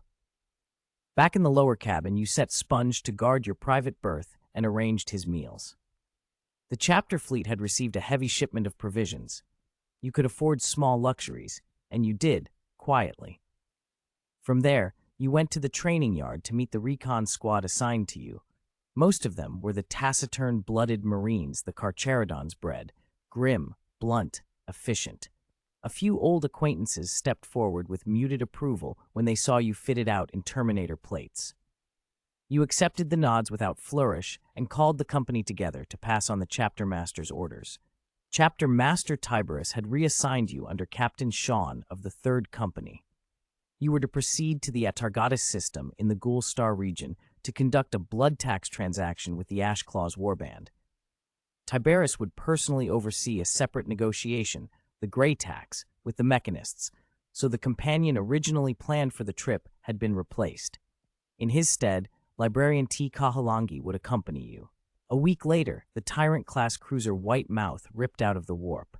The surrounding Geller fields steadied. Whatever lesser warp things had tried to breach it failed, as they always did. You dropped into the Atargatis system, a lattice of shattered rock and wandering meteors, ideal cover for pirates and renegades. Captain Sean's voice came over the helmet link. You alerted the recon team to prepare for descent and took the suit through a ceremonial salute to Librarian T. Kahulangi when you met him for the first time. The Palaevian, pale and old, offered a faint smile when you performed the formalities inside the hull of your Terminator plates, an expression many of the chapter did not often see. A Thunderhawk took you down to a Targatis Prime, the Ashclaw's current station. Captain Sean warned through static and gravity that the Ashclaws had long since shirked true loyalty. They fought for themselves now. Transactions could be sharp as knives. You allowed a shark's smile to crack your helmet's visors, glanced down at the bolter in one hand and the chainsaw axe by the other, and let the grin vanish. The craft hit ground. The sky overhead was a muddy, sulphurous yellow. You led the recon squad out first. Bolters were ready. Chainsaw teeth could be spun at a thought. Your sensors pinged a dozen targets, one Astartes in black and red rebel plates and 30 mortals in rough fur garments, but each clutching a lock bolter. You raised a hand. Alert. You moved forward. He introduced himself as Sykes, an NCO of the Ashclaws 1st Company, come out to meet the Carcharodons. You reported to Captain Sean and the Librarian, and under Sykes' uneasy lead, you were escorted to the Warband's base, the Lost Eagle's Nest. The route wound through a living workshop of anarchy, a foundry that roared like a hungry engine, storage pits of hard rations stacked under dripping rock. You saw rare and disquieting sights, mortal warriors dining shoulder to shoulder with Astartes, one brother of the Ashclaws, in a moment of intimacy with a mortal woman. The warband's ruinous humanity leaked through its armor like rust through metal. After rides in several gravity lifts and passages that braided beneath the mountain, you reached a set of doors carved with a chapter mark and a black crow. Sykes bowed low. Captain Sean of Carcharodon, you may bring a few inside. The others must remain without. The librarian murmured to his apprentice and led him away from the threshold. Captain Sean fixed you with his dark, unblinking gaze for a long beat. You understood. You fell in behind him. Stay alert, he said softly, the warning audible even inside your helmet. You tightened your grip on the grenade launcher in your gauntleted hand. The door opened and heat hit you. The banquet hall burned with funeral pyres and hot light. A tall figure in old, scarred Terminator armor waited in the center, framed by flame. He had long black hair, skin like old bone, and a presence that made the breath in your lungs go small. Nehart, commander of the Ashclaws, spoke first. His voice was a dry, bitter rasp. You Carcharodons dare come to my nest to trade? That cunning Tiberius stole my lightning power claws. How do you intend to pay that debt? The accusation landed like a thrown weight. One hand relaxed on your grenade launcher, the other rose to the haft of your axe. The room tightened around the 3 words of rage. With such an opening, you thought, This blood tax transaction would not be any simple exchange. 115, Space Shark, axe in hand. Follow me. Steal people, food, and bombs. V. Captain Sean lifted the metal helmet of his ancient Terminator armor and shrugged it off without hesitation. The gray face beneath, dark eyes like a corpse's, was exposed to the hall. The Grey Claw's commander couldn't help but glance at you in your older model Terminator armor. Then his dark, deep gaze shifted back to Sean. The third company of the Shark Eater? What happened to your captain, Akira? Nehat's Terminator suit glided forward. His footsteps made no sound at all, as if stealth had been welded into his bones. Killed in a battle with Xenos deep in the extra-system void 10 years ago, Captain Sean said, his voice flat. For a moment, you saw a flicker of sadness cross Nehat's pale face. I still remember last time. Akira's arrogance almost got you killed. Why are you here now? Nehat closed the distance in an instant, crossing dozens of meters in a blink. He stopped less than 3 meters from Sean. New blood transaction, Sean replied tersely. Your blood tax is invalid? The Grey Claw's chapter leader's mouth curled with faint sarcasm. Sean's expression didn't change. The chapter is still at war. A massive alien threat is approaching from the extra-system void, and the Empire knows nothing. They must be stopped. What do you want in return? Nehat's towering form flickered, movement so fast neither your helmet sensors nor your eyes could fully track it. You tightened your grip on the chainsaw axe, waiting for Sean's cue. We bring weapons and enough power armor to refill what you're lacking, to restore some of your lost glory. Sean's dark eyes fixed on you for a fraction of a second, stopping you from making any rash moves. There was a hint of sarcasm under his words. Does your ancient Mechanicus patron know you're dealing with traitors? You'll be tried for treason by the very empire you claim to serve, Nehat sneered, anger and a touch of wounded pride flashing across his face. The supplies taken by the Grey Tax belong to the chapter. How they're traded is our business. New blood and fleet support are the final bargaining chips of this deal, Sean said, laying out the bare terms. Nehat's face hardened. He snapped his Terminator suit online and in a blur reappeared in front of Sean. Do you know what I want most? He demanded. Let the cunning Scarlet Scar return my lightning power claws. I want my hunger and thirst. His long black hair hung against the cold ceramite, his stare unblinking. At that, you leveled the grenade launcher. The black muzzle was pointed straight at Nehat's exposed head. Your other hand tightened its grip on the chainsaw axe. 10 gray claws in standard power armor slid out from the shadows of the hall and surrounded you, a bolter barrel trained on you and Sean. You were about to power the Terminator's shield generator, to use the suit's protective shell as a human shield, when Nehat raised an armored hand.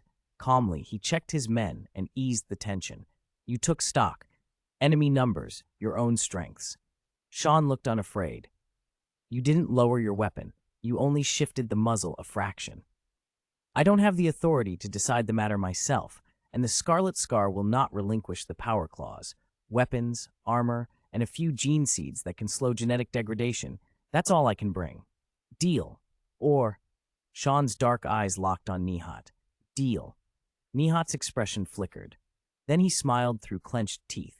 A static-choked voice reported over your comms. 20 Terminators from the Claw of the Ashes had just appeared outside the hall, sealing the place off. You watched Nehat and Sean reach the next stage of their bargain. The Space Sharks would fight in a gladiatorial pit. If you won, the deal would be sealed and the supplies delivered. If you lost, you left with nothing. Nehat stepped aside and made way. You and Captain Sean were to descend into the pit. Sean drew his own chainsaw axe, planning to join the fighting. You argued him out of it. Sean's dark eyes studied you, then he agreed to let you take the fight. He made one decision with emotionless finality. If you fell or were killed, the 3 companies under your command would retaliate with orbital bombardment on the Grey Claw's home world. All-out internecine war would follow. You said nothing. You patted the heavy breastplate of your ancient Terminator armor with a ceramic steel-covered hand and went down into the labyrinthine passages again. The gladiatorial pit was a roaring furnace of noise. Astartes and mortal warriors of the Grey Claws packed the stone tiers, shouting and swearing in the local dialect. You handed the single grenade gun to Captain Sean for safekeeping, then jumped down into the pit with your chainsaw axe. Magnetic boots found purchase on sand soaked with the stench of old blood. The fight begins, Nahat intoned coldly from above. From the shadows of the pit, a chaos Astartes emerged. Ceramite shell cracked, armor an older pattern, twin chain axes in hand. You recognized the runes smeared across the teeth and the mottled stains of old blood. The red armor bore the mark of the Thwauthine Legion, a world eater, a captured traitor brought down by the Ash Claws. The roar of chain axes filled the pit. The world eater, his mind sharpened by the butcher's nails, bellowed and lunged. His charge was savage and faster than any ordinary Astartes. You planted your feet and let the weight of the Terminator suit carry you forward. Your movement was slower, but the armor's protection calmed your worries. You had no trick to hide behind. You intended to take the hits and return them in kind. The World Eater's chain axe slammed into your thick ceramite with a shriek of metal. The vibration ran up your arm, but you did not flinch.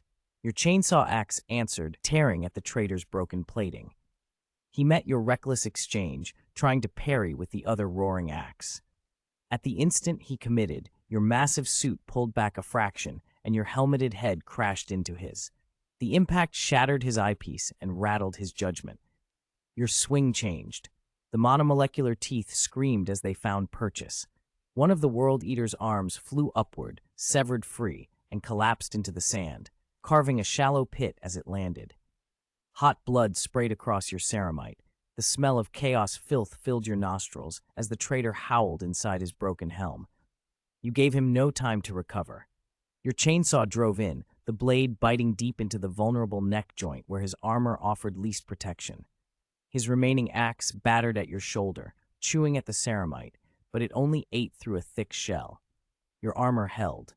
With a howl, you brought up the armored thigh of the Terminator and slammed it into his waist with the force to fell a man.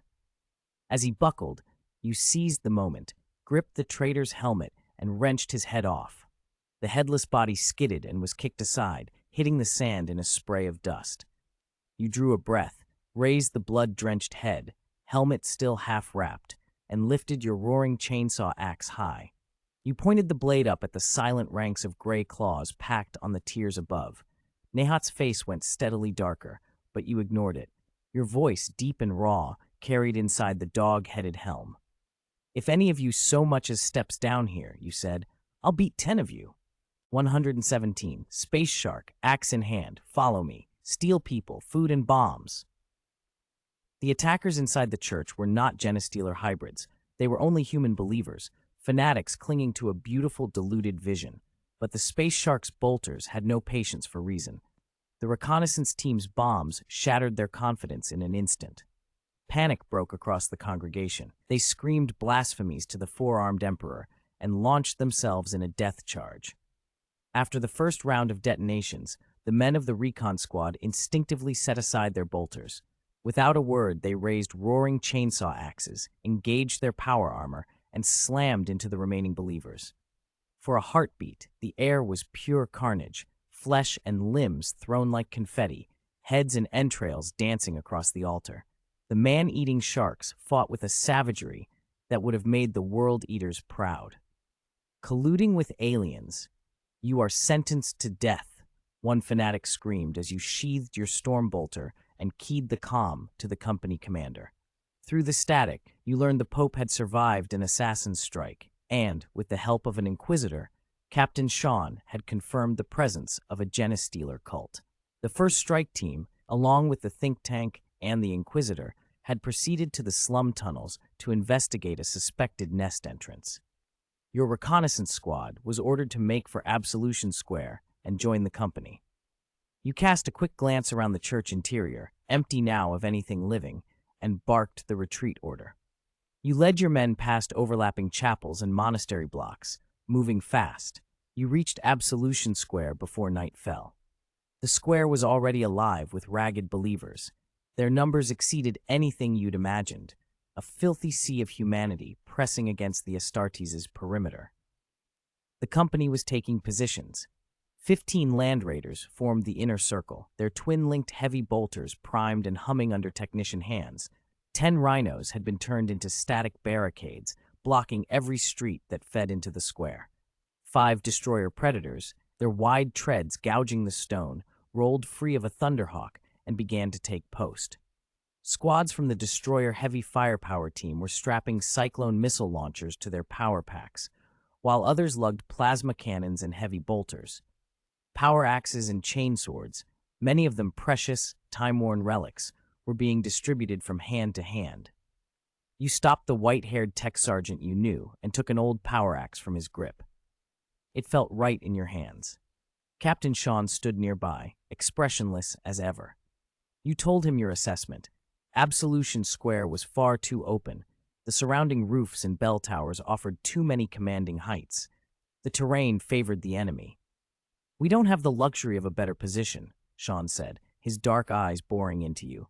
"Half a pious day ago, the home fleet collided with the hive fleet. The third company must be bait.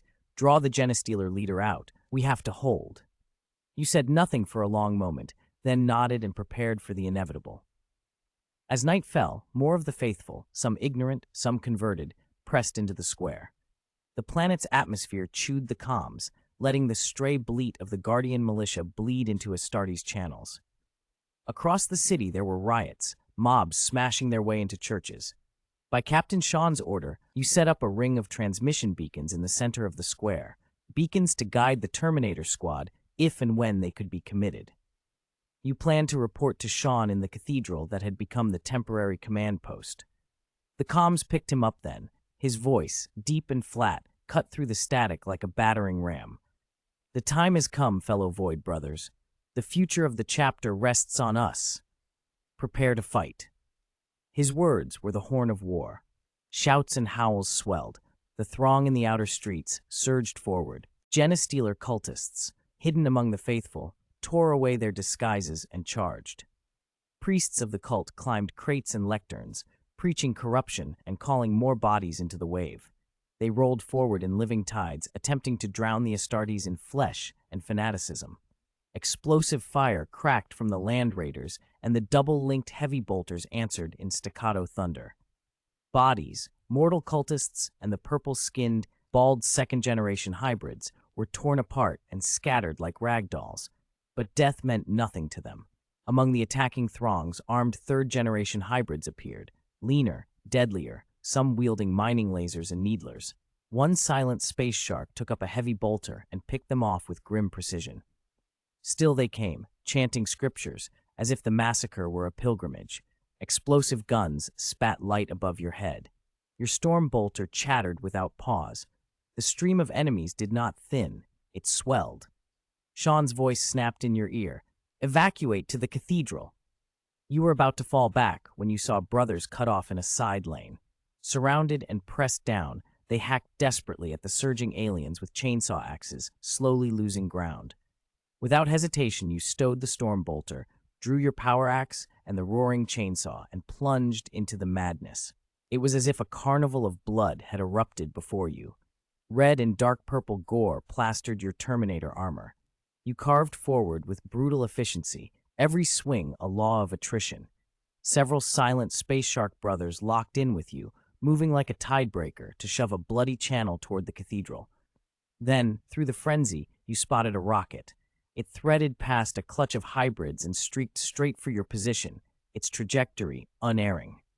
You slapped the shield generator on your Terminator harness and felt the field bloom. Planting your magnetic boots, you dropped into the path and braced, putting your armored bulk between the missile and the men behind you without a second's hesitation. The rocket's violent explosion filled your vision with flame and smoke. The shield generator's force field took the brunt of the shrapnel. The blast didn't even rattle your Terminator armor. Along with it came the high, angry whine of the destroyer heavy fire team's whirlwind missiles streaking through the air. They slammed into the writhing mass of alien bodies and blood in a series of terrible detonations. The 5 Predator tanks opened up like thunder, their cannons ripping into the hybrid gene stealers and their heavy armor crushing aberrations beneath iron tracks. For a breath, the crawling tide of Xenos seemed to falter. You took that sliver of chance. With your Terminator's protective field up, you moved forward, sheltering your battle brothers as you closed toward the cathedral. The aliens surged again, this time with darker, upgraded tactics. The thin staccato of laser fire became the daunting boom of heavy industrial guns.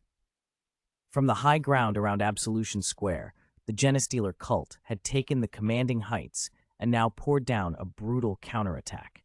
Their aim was crude but deadly. Several unlucky brothers found power armor no barrier, and they were punched through and thrown to the pavement amid the aliens' jeering cries. First-generation hybrid acolytes, forearmed and mad with stolen weapons, hurled themselves into the fight. Behind them strode 3-meter aberrations, each a mountain of chitin and teeth, brandishing heavy industrial weaponry.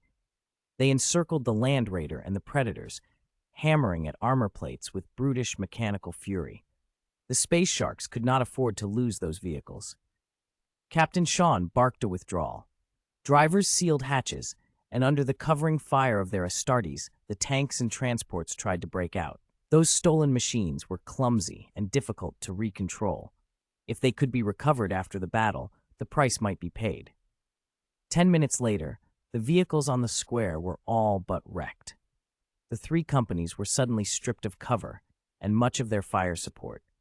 Sean ordered the destroyer team to intensify their barrage. Beams of plasma cut the night, and heavy bombs answered with earth-shattering blasts, each volley mowing down thousands of Genestealers. But the tide kept coming, an ocean of claws and hunger that no single bombardment could truly dent. You hammered your storm bolter at the towering aberrations, trying to blunt the pressure on your company. Then a heavy-caliber round, an industrial timber cannon shell, probably, slammed into your personal field. The impact sent a violent buzzing through your power pack. A brother at your side had no time to dodge. The massive round tore him clean in two. "Captain, we have to take the heights," you shouted into your Vox. The next second, a tactical team in full Terminator plate materialized in the center of Absolution Square, their jump packs and bulked armor silhouetted against flame. Flamers spat burning promethium in a vicious cone, setting aliens alight by the score. You saw Sergeant Colo heft a grenade launcher and lead the squad up at the enemy-held positions. A reserve element poured through the gap the destroyers had carved with their salvo and joined the Terminators. The 2 units welded into a wedge and slammed into the hostile strongpoints. Several brothers gave their lives in silence, their deaths buying the rest the precious seconds needed to close. Terminators with jump packs detonated upward in a storm of chain axes and grenade blasts, landing amid the gun nests and tearing the monstrous heavy weapons apart. For a time, the pressure on the cathedral eased. Sean threw out other squads to reoccupy parts of the square and hold the line. Minutes later, the Terminator team that had taken the heights began to suppress the enemy from above.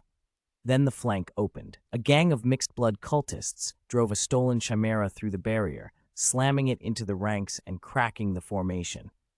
That breach let more of the wave through. You seized your power axe and backup chain axe, cutting down the first line of cultists, and answered the chimera with all the grenades you carried. Shrapnel and iron blew the transport as it tried to turn and retreat. You shepherded the wounded into the cathedral's shadow, while Captain Sean, standing at the great door, took in new recon from a scouting flyer. You watched a foreign flare of light blossom against the dark, a brief triumph above the city as the flyer tore out the little broodlord that had been harrying them. But the victory was shallow. Sean's expression tightened. He contracted his defense, pulling squads back into the sanctuary. Even the Terminators on the heights throttled down their firing. The Astartes draw inward, and the aliens smelled weakness. They threw themselves at the cathedral doors with a fury you have felt too many times. Your storm bolter clicked empty. You kept the flamer aloft and spat the last of its promethium, then took up the power axe in your right hand and the chain axe in your left. Captain Sean joined you at the breach. He made no words, only a dead silence as he revved his chain axe, the blade named Death whining like some hungry thing. He moved with terrifying efficiency. Wave after wave of Xenos met the teeth of that chain and were shredded into ragged, steaming pieces. Then, as suddenly as the tide had swelled, it opened. The babbling surge of claws drew back, fangs bared and then withdrawn, clearing a wide avenue that led right up to the cathedral steps. You glanced at Sean. His deliberate pullback had worked. He'd baited them for something worse. From the center of that cleared road it emerged, a broodlord writ large into nightmare. Towering 6 meters, its carapace a glossy, night-black chiton, 4 terrible arms slung down, claws nearly scraping the stone. It moved with the ponderous grace of a monarch among ants, each step a hammerfall felt in your bones. It mounted the cathedral steps and paused as if to consider the threshold. The Astartes behind you drew their chain axes, a chorus of grinding teeth. You felt the old fight surge in your chest and clenched both your axes. Then pain hit you like a cold blade behind the eyes. Your vision smeared. A fierce, stabbing ache seared through the skull, hidden beneath the dog-shaped helm. Captain Sean froze beside you. The psychic lash of the broodlord's gaze, an intrusive, hypnotic assault, had reached for you both. You hammered back with everything. Will, discipline, the bitter training drilled into bone. You forced the psychic chains apart, teeth gritted against the pain, muscles burning. You bellowed at the top of your lungs, voice raw with truth and oath. For the Father of the Void. Your roar ripped through the cathedral and brought Captain Sean and the other battle brothers instantly to life. Plasma cannons spat fire, and heavy bombs thundered again through the vaulted interior, but the Patriarch's flank erupted in a living tide, Genistealers pouring out in a choking swarm. They used the corpses of their kin as a shield, piling flesh and bone against the most dangerous angles of attack. Dozens of reduced-power charges skimmed past the Patriarch's carapace and did nothing but nick its chitin. You and Captain Sean swung desperately, tearing alien flesh wherever you could. A few battle brothers seized the opening you made and surged toward the Genistealer Patriarch. What you saw then was the raw, kingly savagery of the Patriarch. 4 massive claws brushed through the air, and in an instant several brothers and their power armor were shredded. Bodies and clots of viscera rained down. Hot blood splashed across your Terminator plate. You let out another roar, this one edged with blind, furious animalness, and it dragged you into something like blindness. Without hesitation, you hurled a buzzing chainsaw axe. The Patriarch couldn't pull away in time. A slab of chitin was torn free. You lashed out with the only remaining power axe in your grip and moved forward like a battering ram. Alien gore plastered your armor. Even the shark-toothed visor was streaked crimson. Your world narrowed to blood red and instinct. Some uncanny preternatural sense, finer than any ordinary Astartes perception, guided your blades. Silent, brutal, you closed on the Patriarch. In the back of your mind, you fought to trigger the melt-a-bomb strapped to you, to end this with fire if only you could get close enough. The cathedral dome, carved with prayers and portraits, shuddered and then exploded inward. A dreadnought pod slammed through the bloody floor, crushing dozens of Genistealers. From it, a 5-meter Contemptor dreadnought, ancient and smoldering, leaped out, Itako, the vanguard of the Third Company. Apart from orbital bombardment that would have meant killing them all, Itako was the last hope for Company Commander Sean. The Contemptor's mechanical roar filled the hall, and the surviving brothers took heart. Their swings grew faster. You spun past the Patriarch as a terrifying claw ripped up one of your heavy pauldrons, exposing clockwork internals beneath. You forced the failing void shield back online with everything you had and planted your axe to block the Patriarch's retreat. Atako's chest flamethrower spat a furnace of fire, incinerating those swarming inside the cathedral. The dreadnought stomped forward, swinging a massive siege claw and whirring the 3-headed drill on its other arm. It launched itself like a nightmare leviathan straight at the Patriarch you were holding. The Stealer felt the trap. It whipped its claws back at you with lethal speed. There was no time to dodge. The failing void shield screamed and collapsed. Dozens of black, rending scars punched through your Terminator armor and drove deep into your chest. Your helm, shaped like a hunting hound, split with a hideous crack. A dark, unblinking eye appeared behind the shattered visor. The impact flung you aside. The blind fury that had powered you evaporated like steam. Blood sprayed from your mouth, your nose, your wounds. The augmentations and emergency surgeries of the Astartes began to do their work. Bleeding slowed, tissues knit faster than they should. You fell, carving a deep pit into the stone. Aliens began to close in. Your senses dimmed. For a second, you managed a crooked, shark-toothed grin through the pain. While you were airborne, Atako's great siege claw came down behind the Patriarch. At the same time, Ukari, the injured think tank apprentice who had followed the first strike team to the thief's lair, staggered out of a side hall. He raised a bleeding hand and let loose a brutal psychic net that pinned the tall, writhing body of the Steeler Patriarch. With the combined efforts of you, the ancient Itako, and Ukari's tortured psychic grip, the lord and ancestor of that invincible Genestealer brood was shredded into a greasy, purple pulp. You let out a long, ragged breath. For the first time since the attack began, you closed your eyes and felt something like peace. You braced for the inevitable, claws, blades, but your strength failed and you slipped toward unconsciousness. You were at death's threshold. Wheels screamed and engines howled overhead. The Stormbird of an assault transport opened its doors and Terrorclaw landing pods screamed down.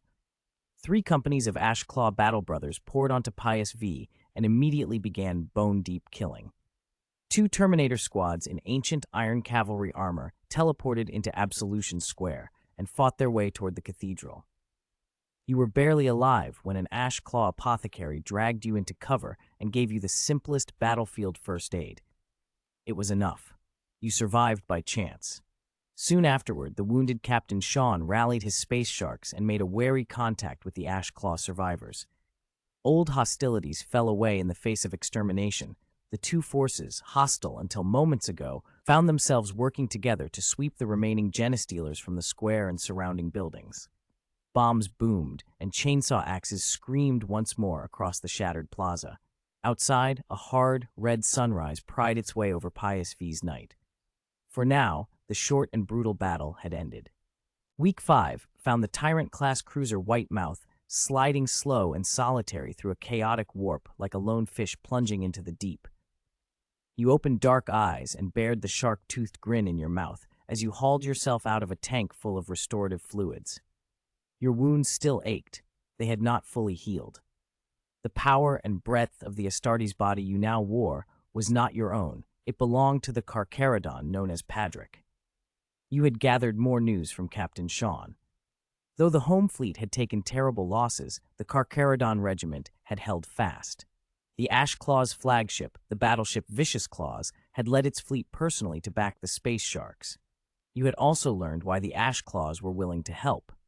Librarian T. Kaholangi had sent a clandestine astropathic message without the chapter's approval. The Ashclaws would give fleet support only if the Scarlet Scar returned 2 sets of relic weapons, the Hunger and the Thirst. You had badly underestimated Chapter Master Nehart's obsession with the lightning power claws. When you asked Captain Sean whether Chapter Master Tiberius would actually return the weapons, Sean's dark eyes fixed on you. "The librarian has no right to make that call," he said slowly. "Padric, if it were you, would you return them?" You hesitated and shook your head. The Scarlet Scar would sooner fight the Ashclaw's chapter master to the death than hand over what it had taken. That was the Carcharodon way. What you take is yours. In week 6, the Whitemouth burst out of subspace. The Geller field still trembled from strain, barely recovering, when alarms suddenly roared through the ship. You hauled the battered Terminator armor to the bridge and met Company Commander Siobhan, who was already rallying the 3rd Company for battle. His face was grim. The news he brought was worse. The Astropath's coordinates had been scrambled. The warp had spat you out not where you expected, but in the wake of a retreating hive fleet, the Kraken. On the bridge instruments, the void glowed with the slow opening of living narwhal warships, their nacelles spread like gaping maws. Terran sirens and sweeping drone patrols streamed into the void and struck at the Whitemouth in a frenzy. Biological plasma and acid cannons hammered the ship's open void shield, sending waves of rainbow plasma washing over the hull. More hangars yawned and the narwhal beasts and swarmcraft poured out. Battle bee ships and drone frigates moved to encircle the fleet and guard the narwhal capital hulks. The Whitemouth answered with everything it had. Broadside plasma arrays and laser batteries scabbed across the void like lashes, but one cruiser's guns were only a drop against a hive fleet, even a battered one. The ship's situation went from critical to perilous in moments. Captain Sean barked orders to prepare for boarding. You watched your battle brothers, giant, silent silhouettes in ceramite, and felt a familiar spike of resolve. You asked, without emotion, but with intent, Captain, what is the most powerful weapon on this cruiser? Sean shrugged a bolter onto his armored hip and hung his chainsaw axe. His dark eyes met yours. Padrick, don't hesitate. The future of the Third Company depends on this fight. Win and live. Lose and die. That's it. You steadied yourself. Captain, do you believe in me? You're my battle brother, he said. A member of the Third Company and of the regiment. What are you planning? There are any weapons aboard that can threaten the Hive fleet? You pressed, stepping closer. There are 3 relic-grade cyclone torpedoes in the armory, Sean replied, and an ancient Nova cannon fitted to the bow. But the Nova may fire only once, and doing so risks the integrity of the Void Shield. It's a last-ditch shot. You made your choice. Report to the captain. I'll take the cyclone torpedoes in a single assault and fight to buy the White Mouth a chance to jump back to the warp. Sean refused at once. You had to swear your oath, invoke the Emperor and the Void Father's blessing to prove your resolve. You performed the regiment's salute, rigid and solemn. If the time comes, I will return from the Void. You and I will meet again.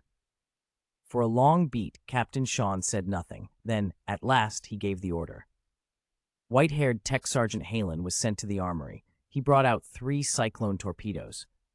You set 2 for triggered detonation, massive timed charges, and left the 3rd under remote control, with Sean holding the activation. The ship shuddered as plasma impacts battered the hull and the Void Shields screamed under stress. You refused repeated offers from your battle brothers to join you. You would not accept token help. This was a mission for one. Then 13 drivers from the mortal auxiliary regiments approached. Their faces were bright with the fever of sacrifice. Sir, their leader said, voice steady, we heard you once killed a Void Kraken alone. It would be our greatest honor to ride with you. You looked at them. Their willingness to die was not bravado, but a grim acceptance. You performed the regiment's salute to the 3 companies drawn up in silence, then raised your armored, gauntleted hand in the Celestial Army salute to the auxiliary volunteers. Their eyes shone, and you felt the old, bitter, feral pride of your chapter. At the very bow of the White Mouth, the Nova cannon already hummed, its ancient core preheated and ready, a single thunderbolt waiting to be unleashed. Around you, the last preparations were made, the assault boats readied, the cyclone torpedoes were lashed in, and the death song of the Hive fleet swelled in the void. 121. Saturn Terminator Power Armor.